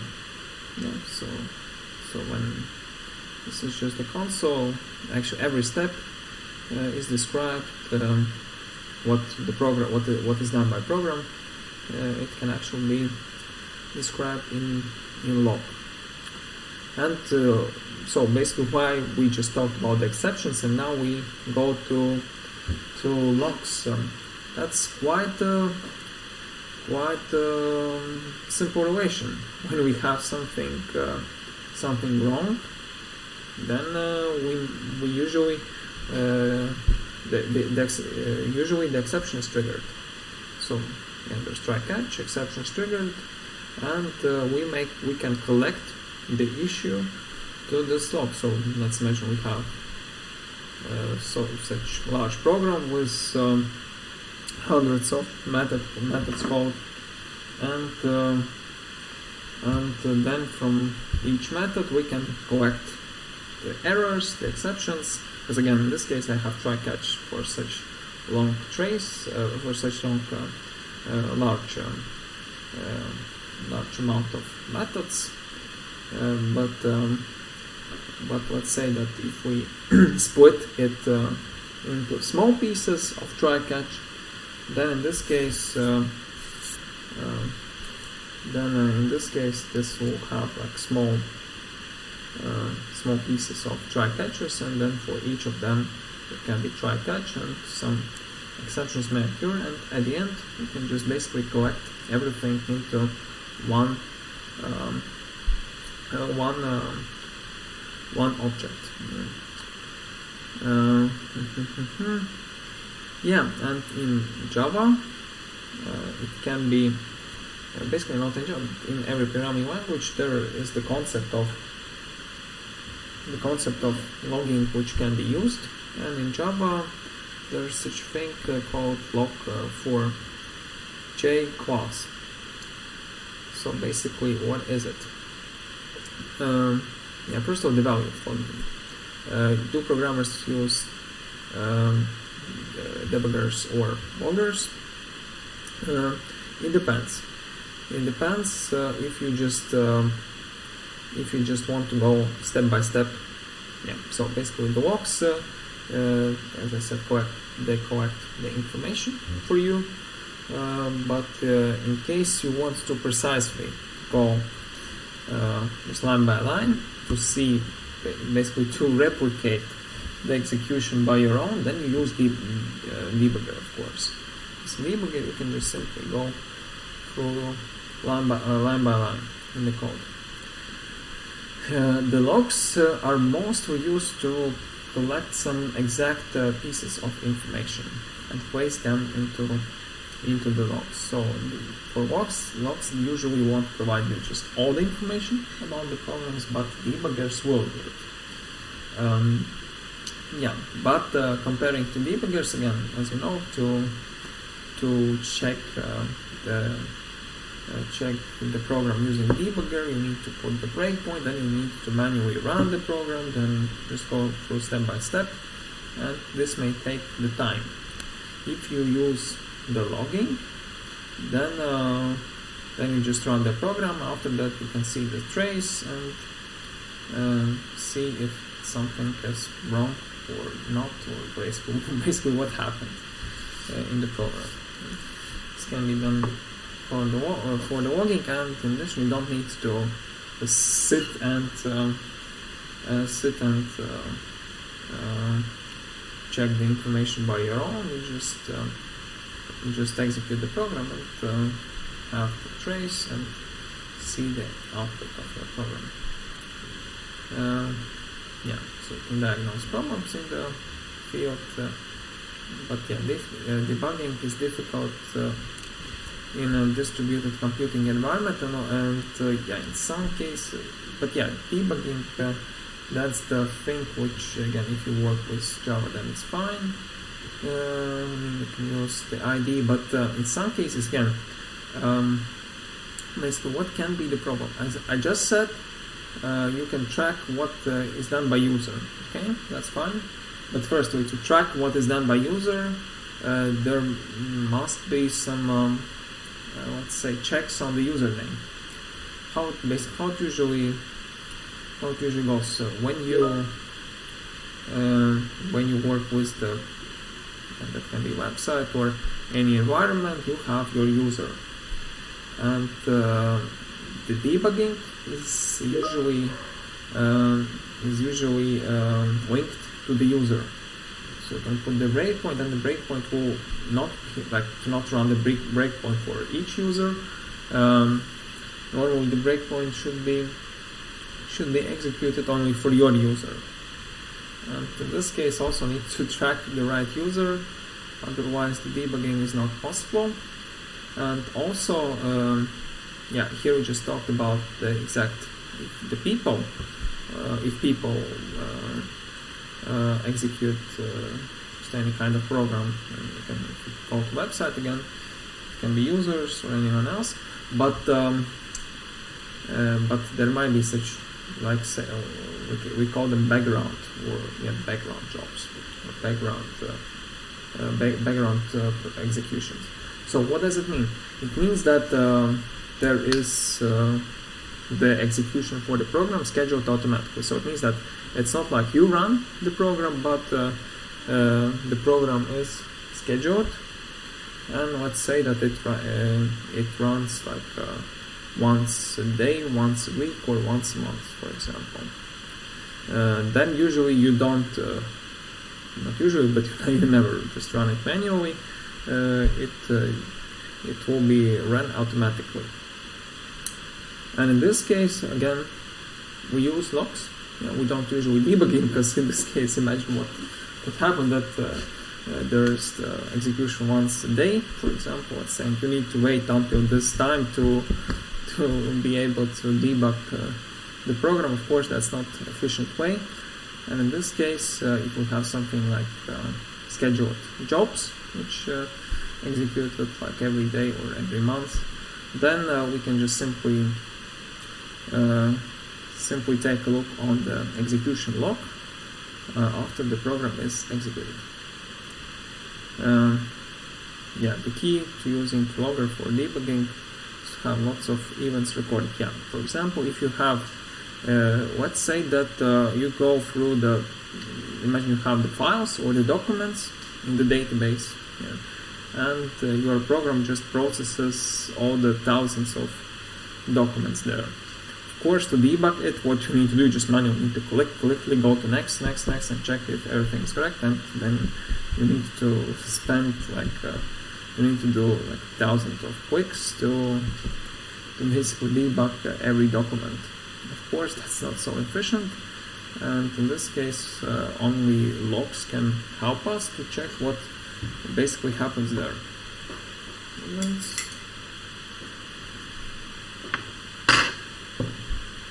So loggers, and in case, let's say, can we use logging logs for debugging purpose? Yes, we can, and yes, we mostly do it when we work with the very large amount of data or very large programs.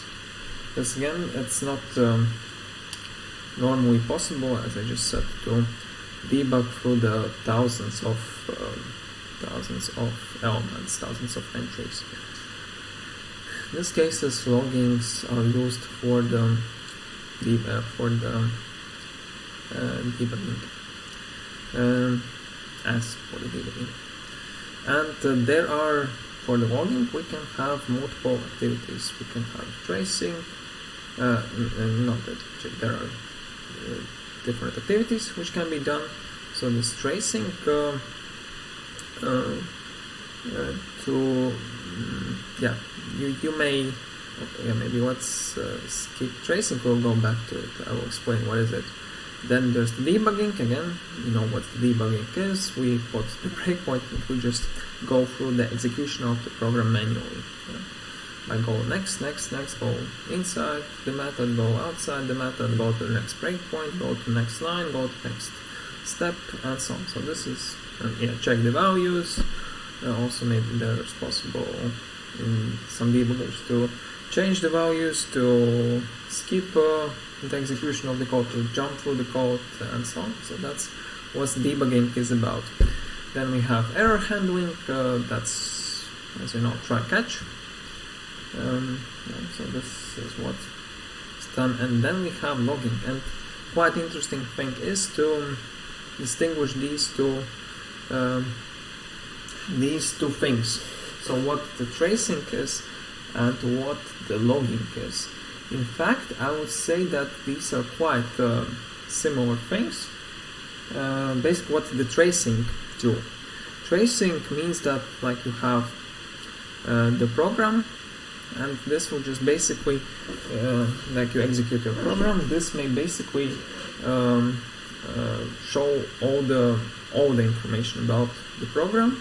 I mean, what is executed, from where it is executed, and it depends on, but sometimes it can also provide the results.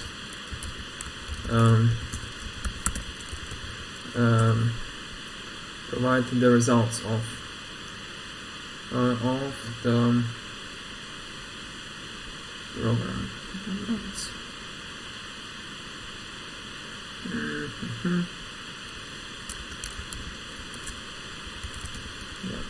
So maybe I will let me take a look.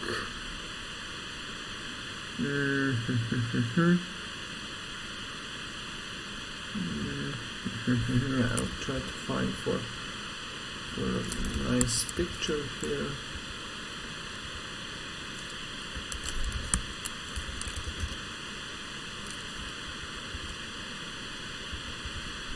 In fact, log is quite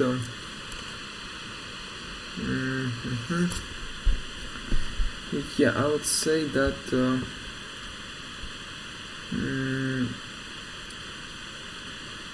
I think that's mostly tracing. So basically, when you see all the method calls, all the exceptions triggered, this is mostly about tracing. Also, there's such thing I work with called performance tracing, and it means that you have, actually how I work with it, I had some actions done by users, actually that was done by me, to check the performance of the program and basically how does it work. I have like some actions to be done in the system. It can be a website or anything else. Then I start doing my actions. Then I just do some fixed actions required, like input this field, change this value, submit this thing, and so on. So I have a list of actions to be done. So then so first I start.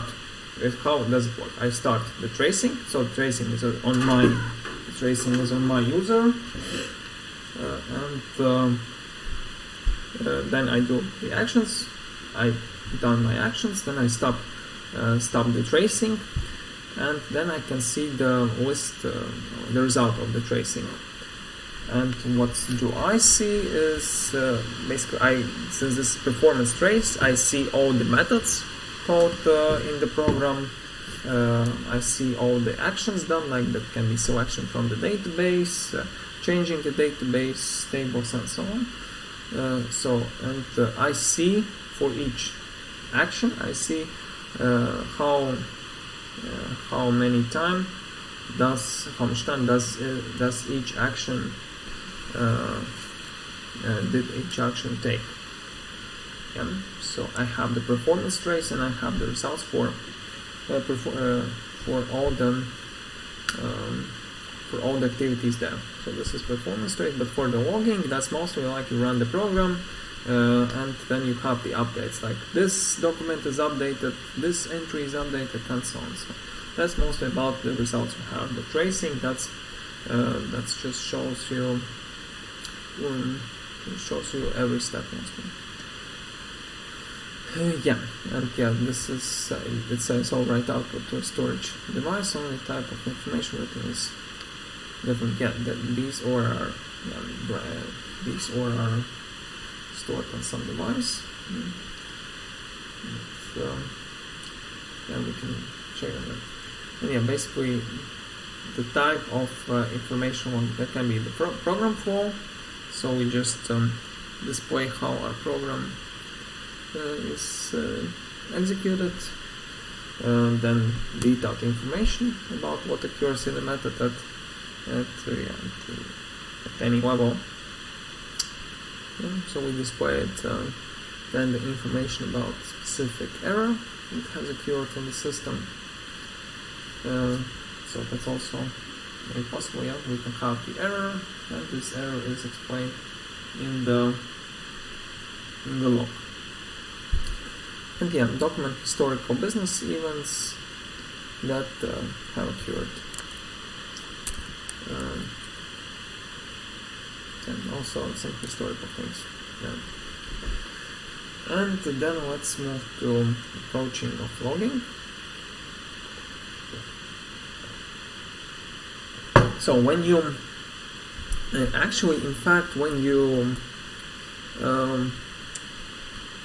when we use system out print line, we actually also do the logging, because again we run our program, and at the end we have the result, what we get from the program. So this is also the logging. So here we have the result. Of course we don't store it anywhere right now, but it is actually displayed on our console. But in theory we can do it, but that's not so efficient, because it triggers poor performance if we just do it manually, because that's another method call, then it is called every time, and for real programs this is not the best way to do logging due to performance issues may occur here. It's all or none, so it means that like in this case we have this flag if we want to debug or not. If we want, then it will just print everything there. If not, then some people use pass like this, and then it just basically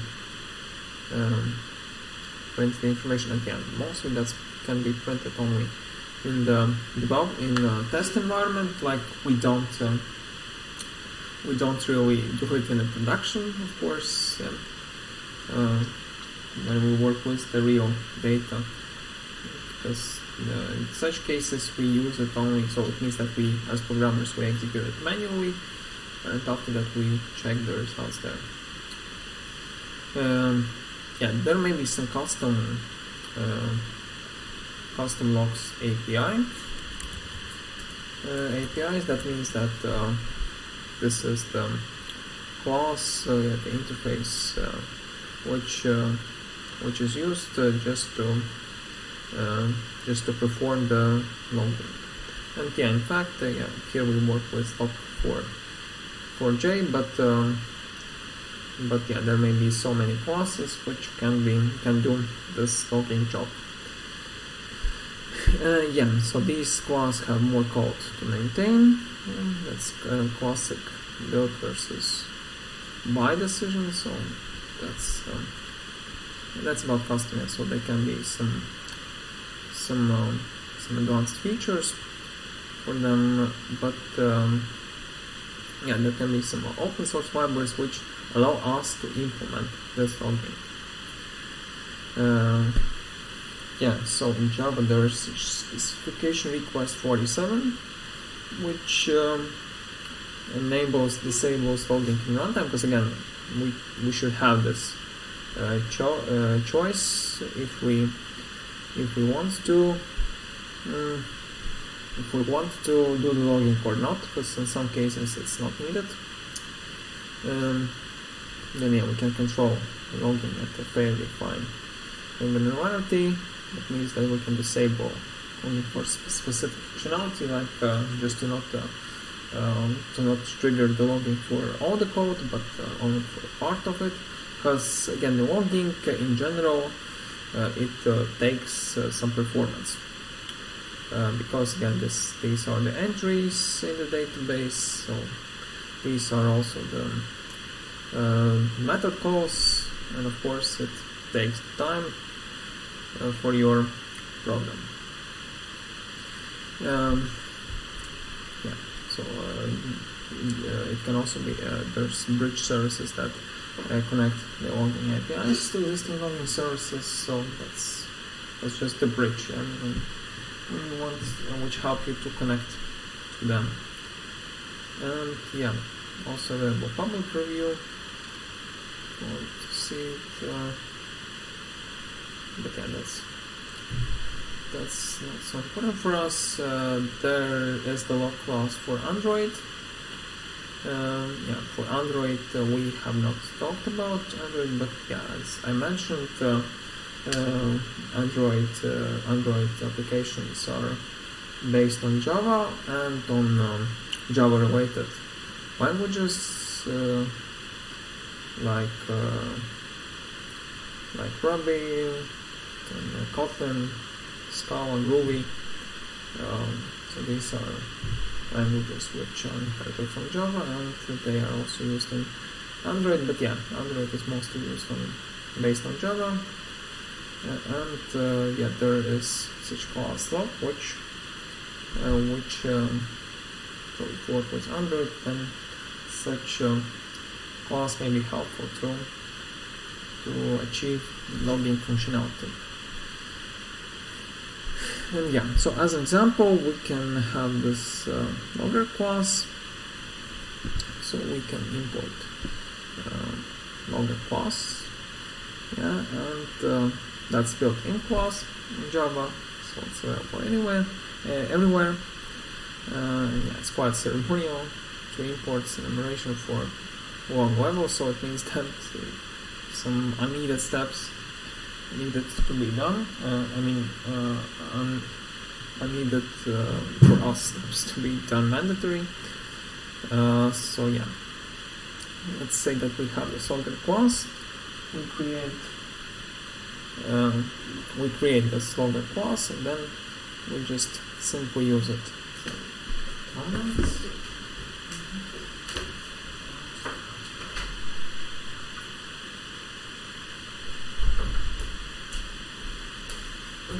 So can we use it?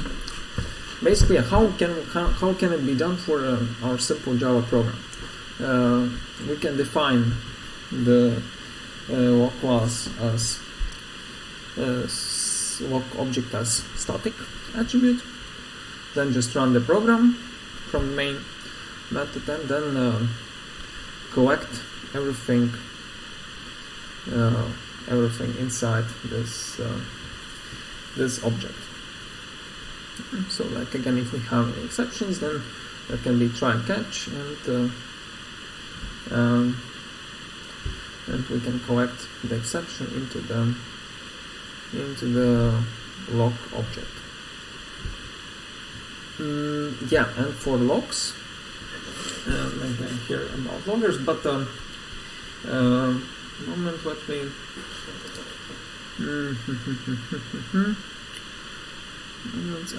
I have really nice examples of how the logs look like. Okay, maybe I'll quickly take it from my practical experience. So I will open the system right now, and hope there won't be any confidential information there. But just to show you how the logs can be represented again. So this is the class which is constructed from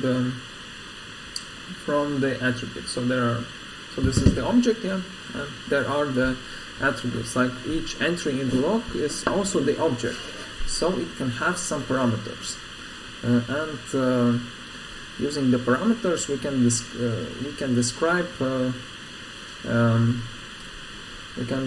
this a lot more carefully.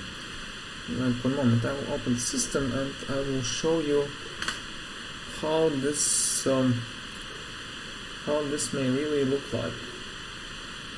So one moment, because yeah, for some logs there may be different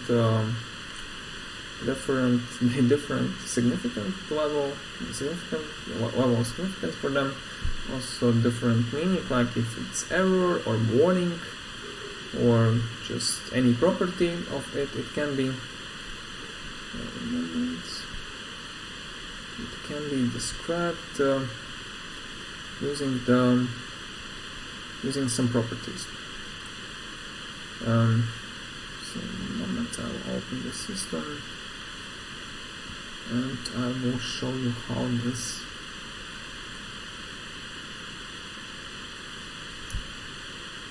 looks in real life.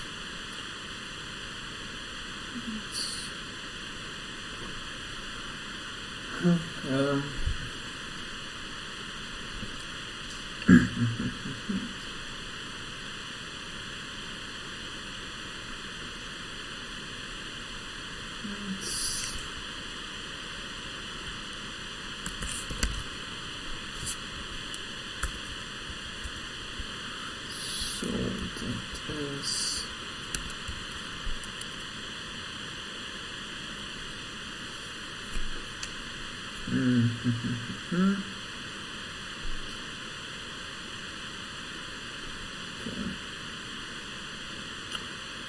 So let's say that I hope there's nothing confidential here. Yeah, so since this is the development system, I think I can just take maybe the screenshots and I will show you in moments. So let's say that I have the list of logs. So here I have the list of logs.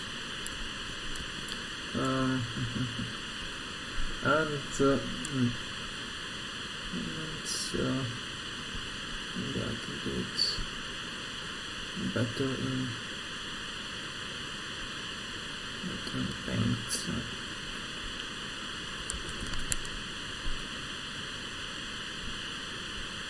So let's say, yeah. So here I have the logs on my username. So I basically how was it done? I just run the program, and in the program I collect all the information. So here I have green logs, let's say, and these say that in the program everything is correct, and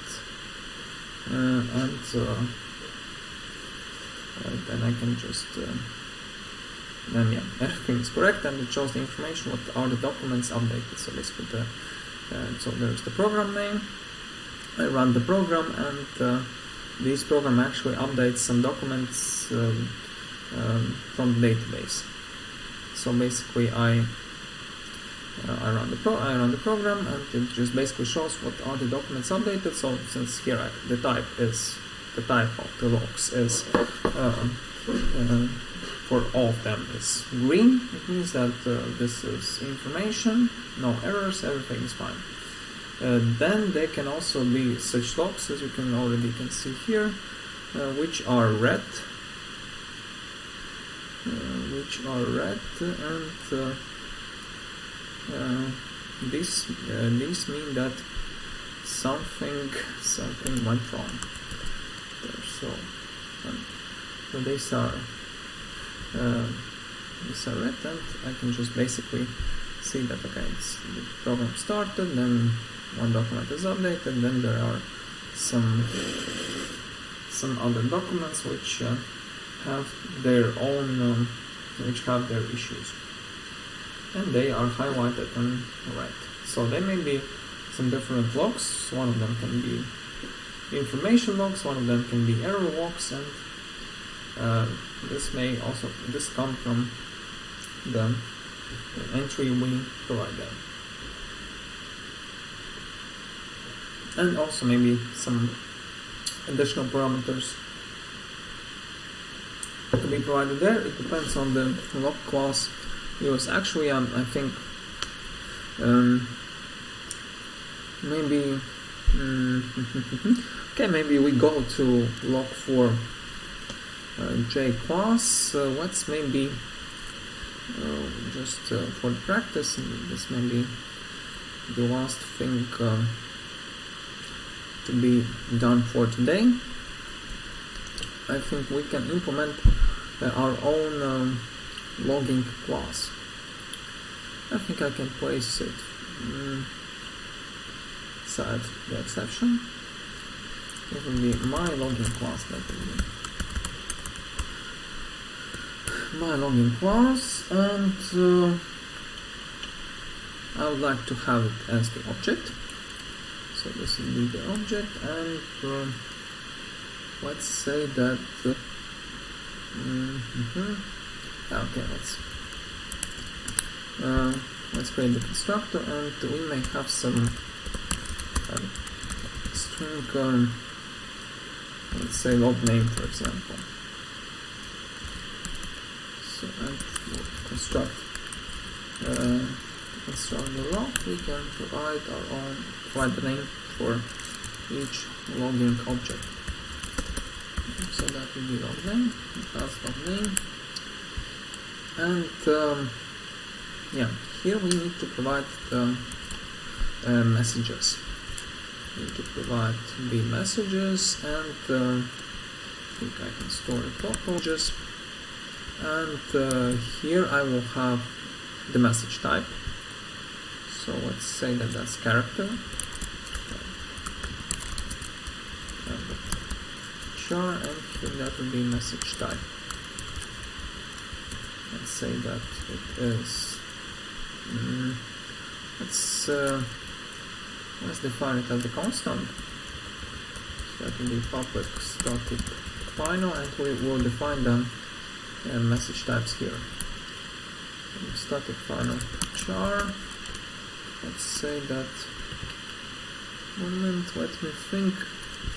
No, maybe just to teach you the better approach, let's create a new interface. Okay, maybe use the interface, or no, let's maybe make it better. Let's create a num. So that will be a num, and we will call it and so here I will define the error. So that's error, and it equals to, and that would be E, let's say. And yeah, I need to provide the type.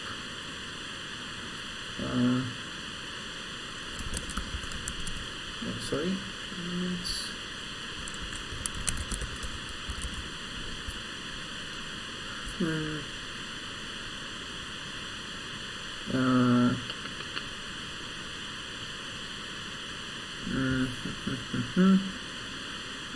Let me think.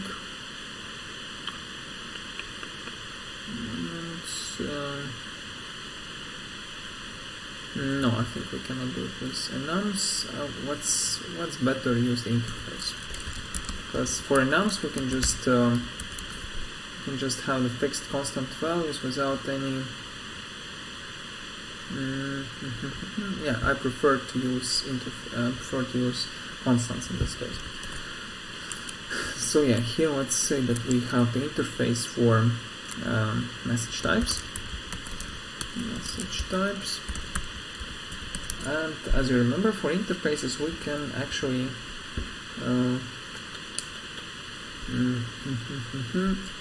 no, let's maybe create it in separate file. We'll need to use it from outside. So that will be message types, and that's to be the interface. Okay. And here we'll have public static final. Let's say that we have error message, that all of that will be chars. It will be error, and this one will be defined as yeah, if you have some constants like errors and you have just one char for it, we usually define the constant or constant classes, and then we use them in our program, just not to hard code them everywhere. It's better to create the constants and then to reuse them in your code. So that we can use multiple of them, so that will be error, have warning, so these are the most typical types of messages. We can have warning. What else can we have? And we can have information. So that will be info. So the info is Right. So now we have three constants which represent the message type. Yeah. So now we can use them. Then let's say the message, yeah. So then we can have the message here, and yeah. So now let's. So here we can have the constructor.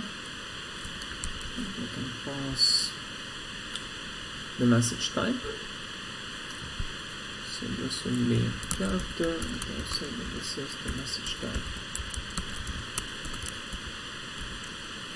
And here we define it. We pass it. Yeah, so let's say if we want to get message type, we want to change it. So we can define it as public final, private char, final char. Yeah. And also let's say that we have the private message. Also let's use final string message text.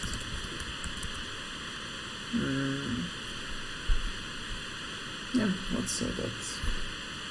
I think yeah, also let's say message text here. String message text. And we will provide the message text here as well. So if we can get this message text as well. So let's have the log name here. I can just use the log name if needed. And after that, let's so have a constructor for log name. And let's say that we have the list of messages there. Public list of messages.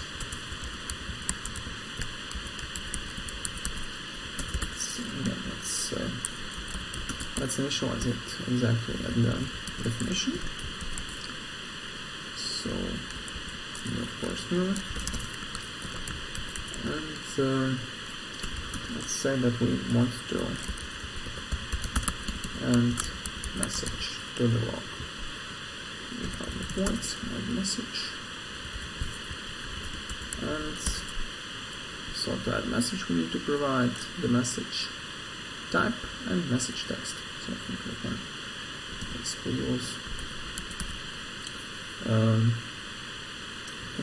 use these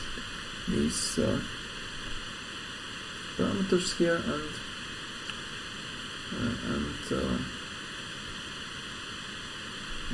create new message. So that would be I think we can just simply use this messages and add, and directly from here we can create new message.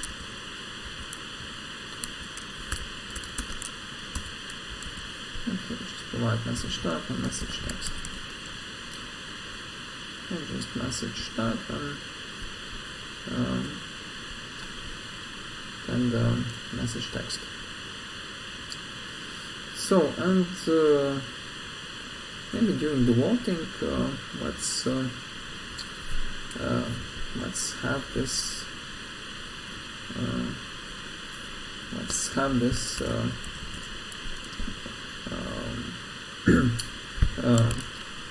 this object. So that would be. In fact, we can use it as. Usually use it as static because that's to be used during the execution of the program. So maybe let's do the same. Maybe let's do the same. That should be fun for us. So that's static. I'm going to define it as private, and I would define it as class, yeah? And I can define it as lock. And I will initialize it at the start of the program. So initialize lock at the start of the program.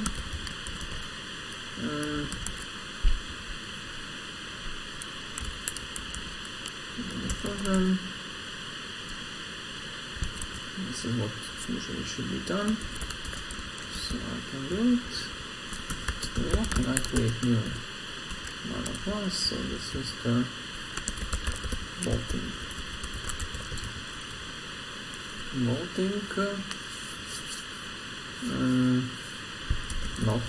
I can name it this way. And I can run the program after that. So basically, so what you can see here, I run the program, and I can track all the issues, not to print them directly, but to maybe for wrong count date we can try again, but for maybe let's just maybe for today we will not have some meaningful things here, but what we actually can do is we can add the logs here from here. So that would be voting and here we have log, and we can add the message. So the message type would be error here because we have the serious exception. So what we can do, so then we can we need to provide the message type. So that's the error. And the text can be just basically we can actually get the trace from the text from the object. So maybe that's the object person exception. So that's let me think. Let's add one more.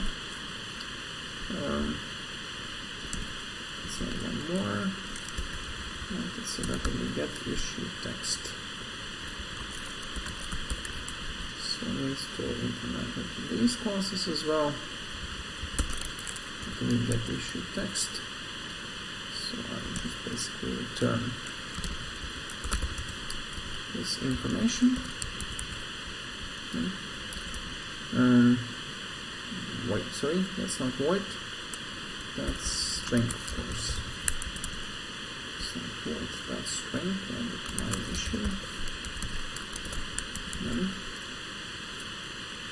this is done here.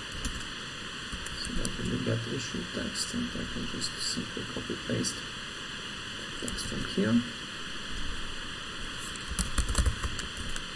Return this one, and then the same this one, and the same here. Okay, so I can return it from here.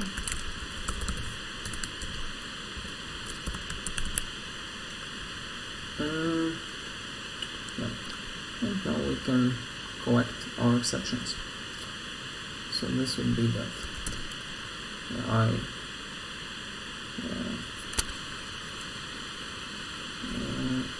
add message text, so we can get from here get issue text.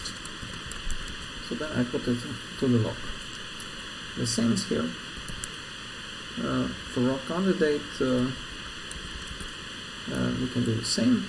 Practically, in a moment I will just copy paste the method from here, or sorry, not from here, but from here, so that we get issue text. So let's define here as well. We will return the same text here.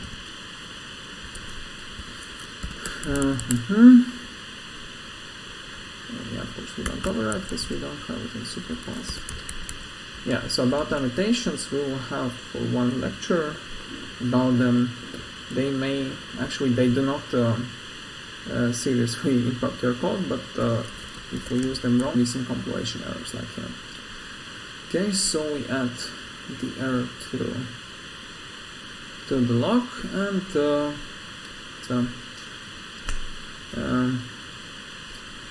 but let's say that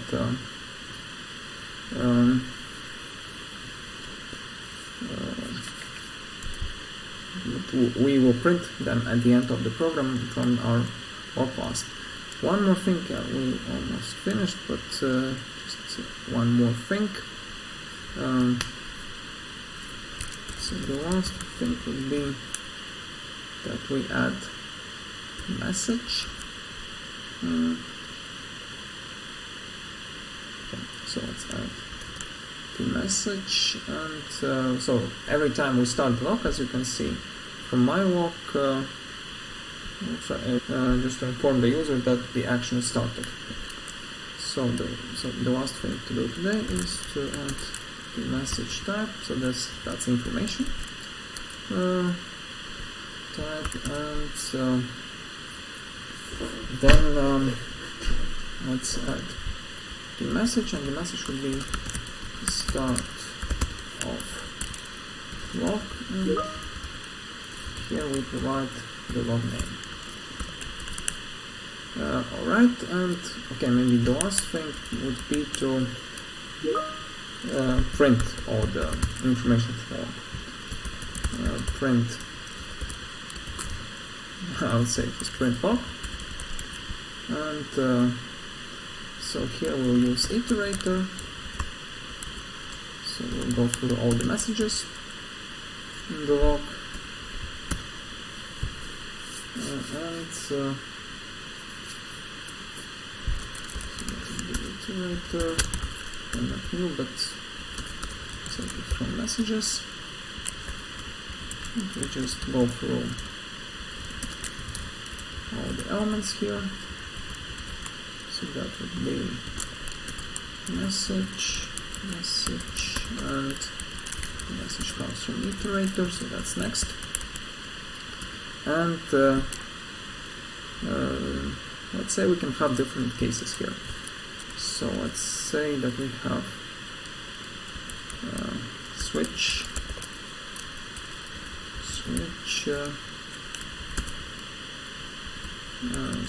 case, and the case will be the message type.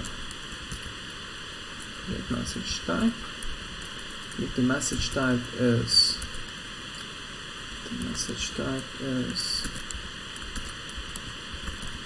error, then we print have system out, system error. We'll print it as error, and we can print it this way. And so we get the message from teacher, the text from the message, and simply break statement. Then go. We didn't use warning, that's why we will skip it. But for the info, we can just use system out, and that should be it. For default we have nothing, so that's fine. And yeah, the last thing, maybe let's also add public void and message. Yeah, like we start the log, then we finish the log, so that we and message.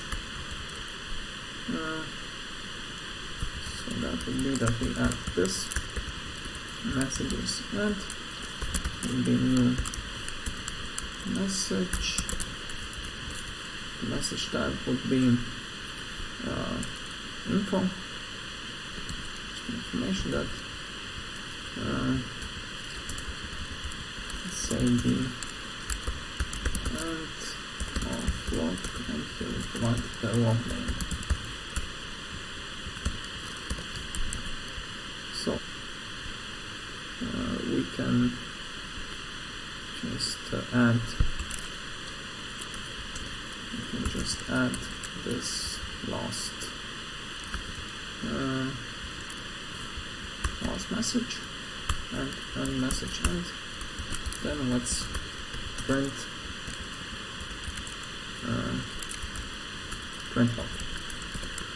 And so let's quickly try to just have one run, 2 runs, and then we'll finish the session today. So that will be loading. We run it. That's not so important for us. So we load for the candidate which is here, and oh, sorry, my fault. Oh yeah, we tried to log twice, and then yeah, we have the log which inform us. So there's the start of log, start of logging log. Then we have the information. We have one error here. Also, maybe just to make it more precise, let's add one positive log here.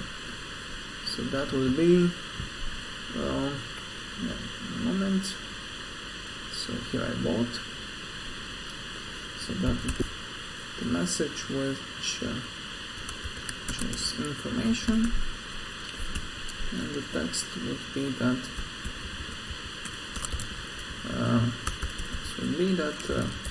this surname,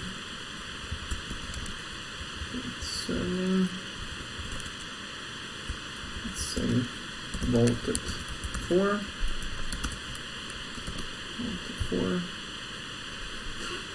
and here we can add the name of the candidate. Alright, so let's try again. So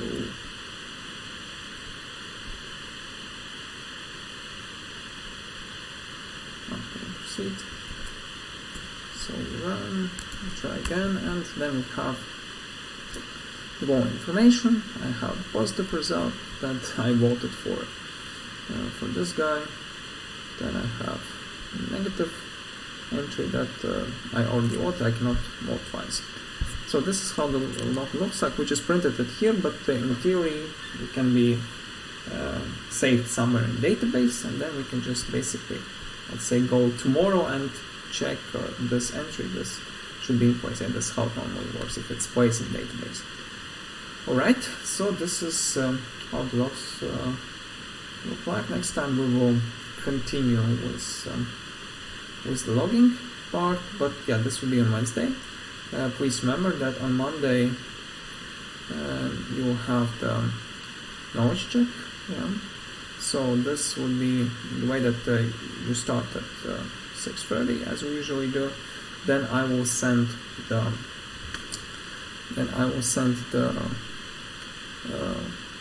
link to the tasks where you will need to submit your answers, and then you can do it until the end of Monday.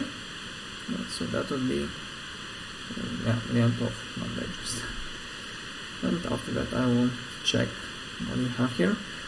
Also please remember that you have activity 04 for next Wednesday, and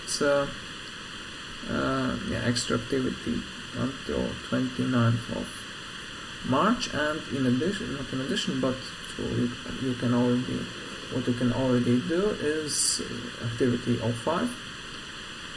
The explanation of them you can press on to do, or you can go to Odove.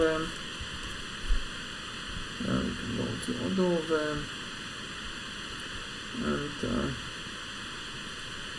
check the explanation of activity 05 of what should be done from activity 05. So I will put the link here, and also so that's moments GDM activity 05, and sorry, is it really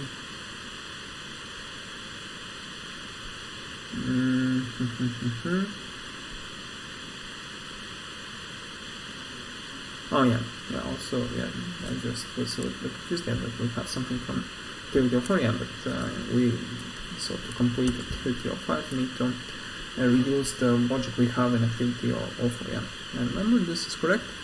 So and this one to be done until, so that is the 3rd of April. And so I think that should be enough time. That's 3rd of, no, maybe let's have it until Monday. So first Monday is, that's the 5th of April. So that's the next home task. And please find the description here. The description of the task to be found here. So please check it on Odove. Right, and please remember that you will have the knowledge check on Monday. So please ask me the questions if you have such. I will help you. Okay, then for the session part, that's it for today. Thank you for your attention, and if you have any questions, please write me. Also, I will check all your home tasks which have already been submitted. Right, and thank you very much for your attention today. Have a nice weekend, and then I will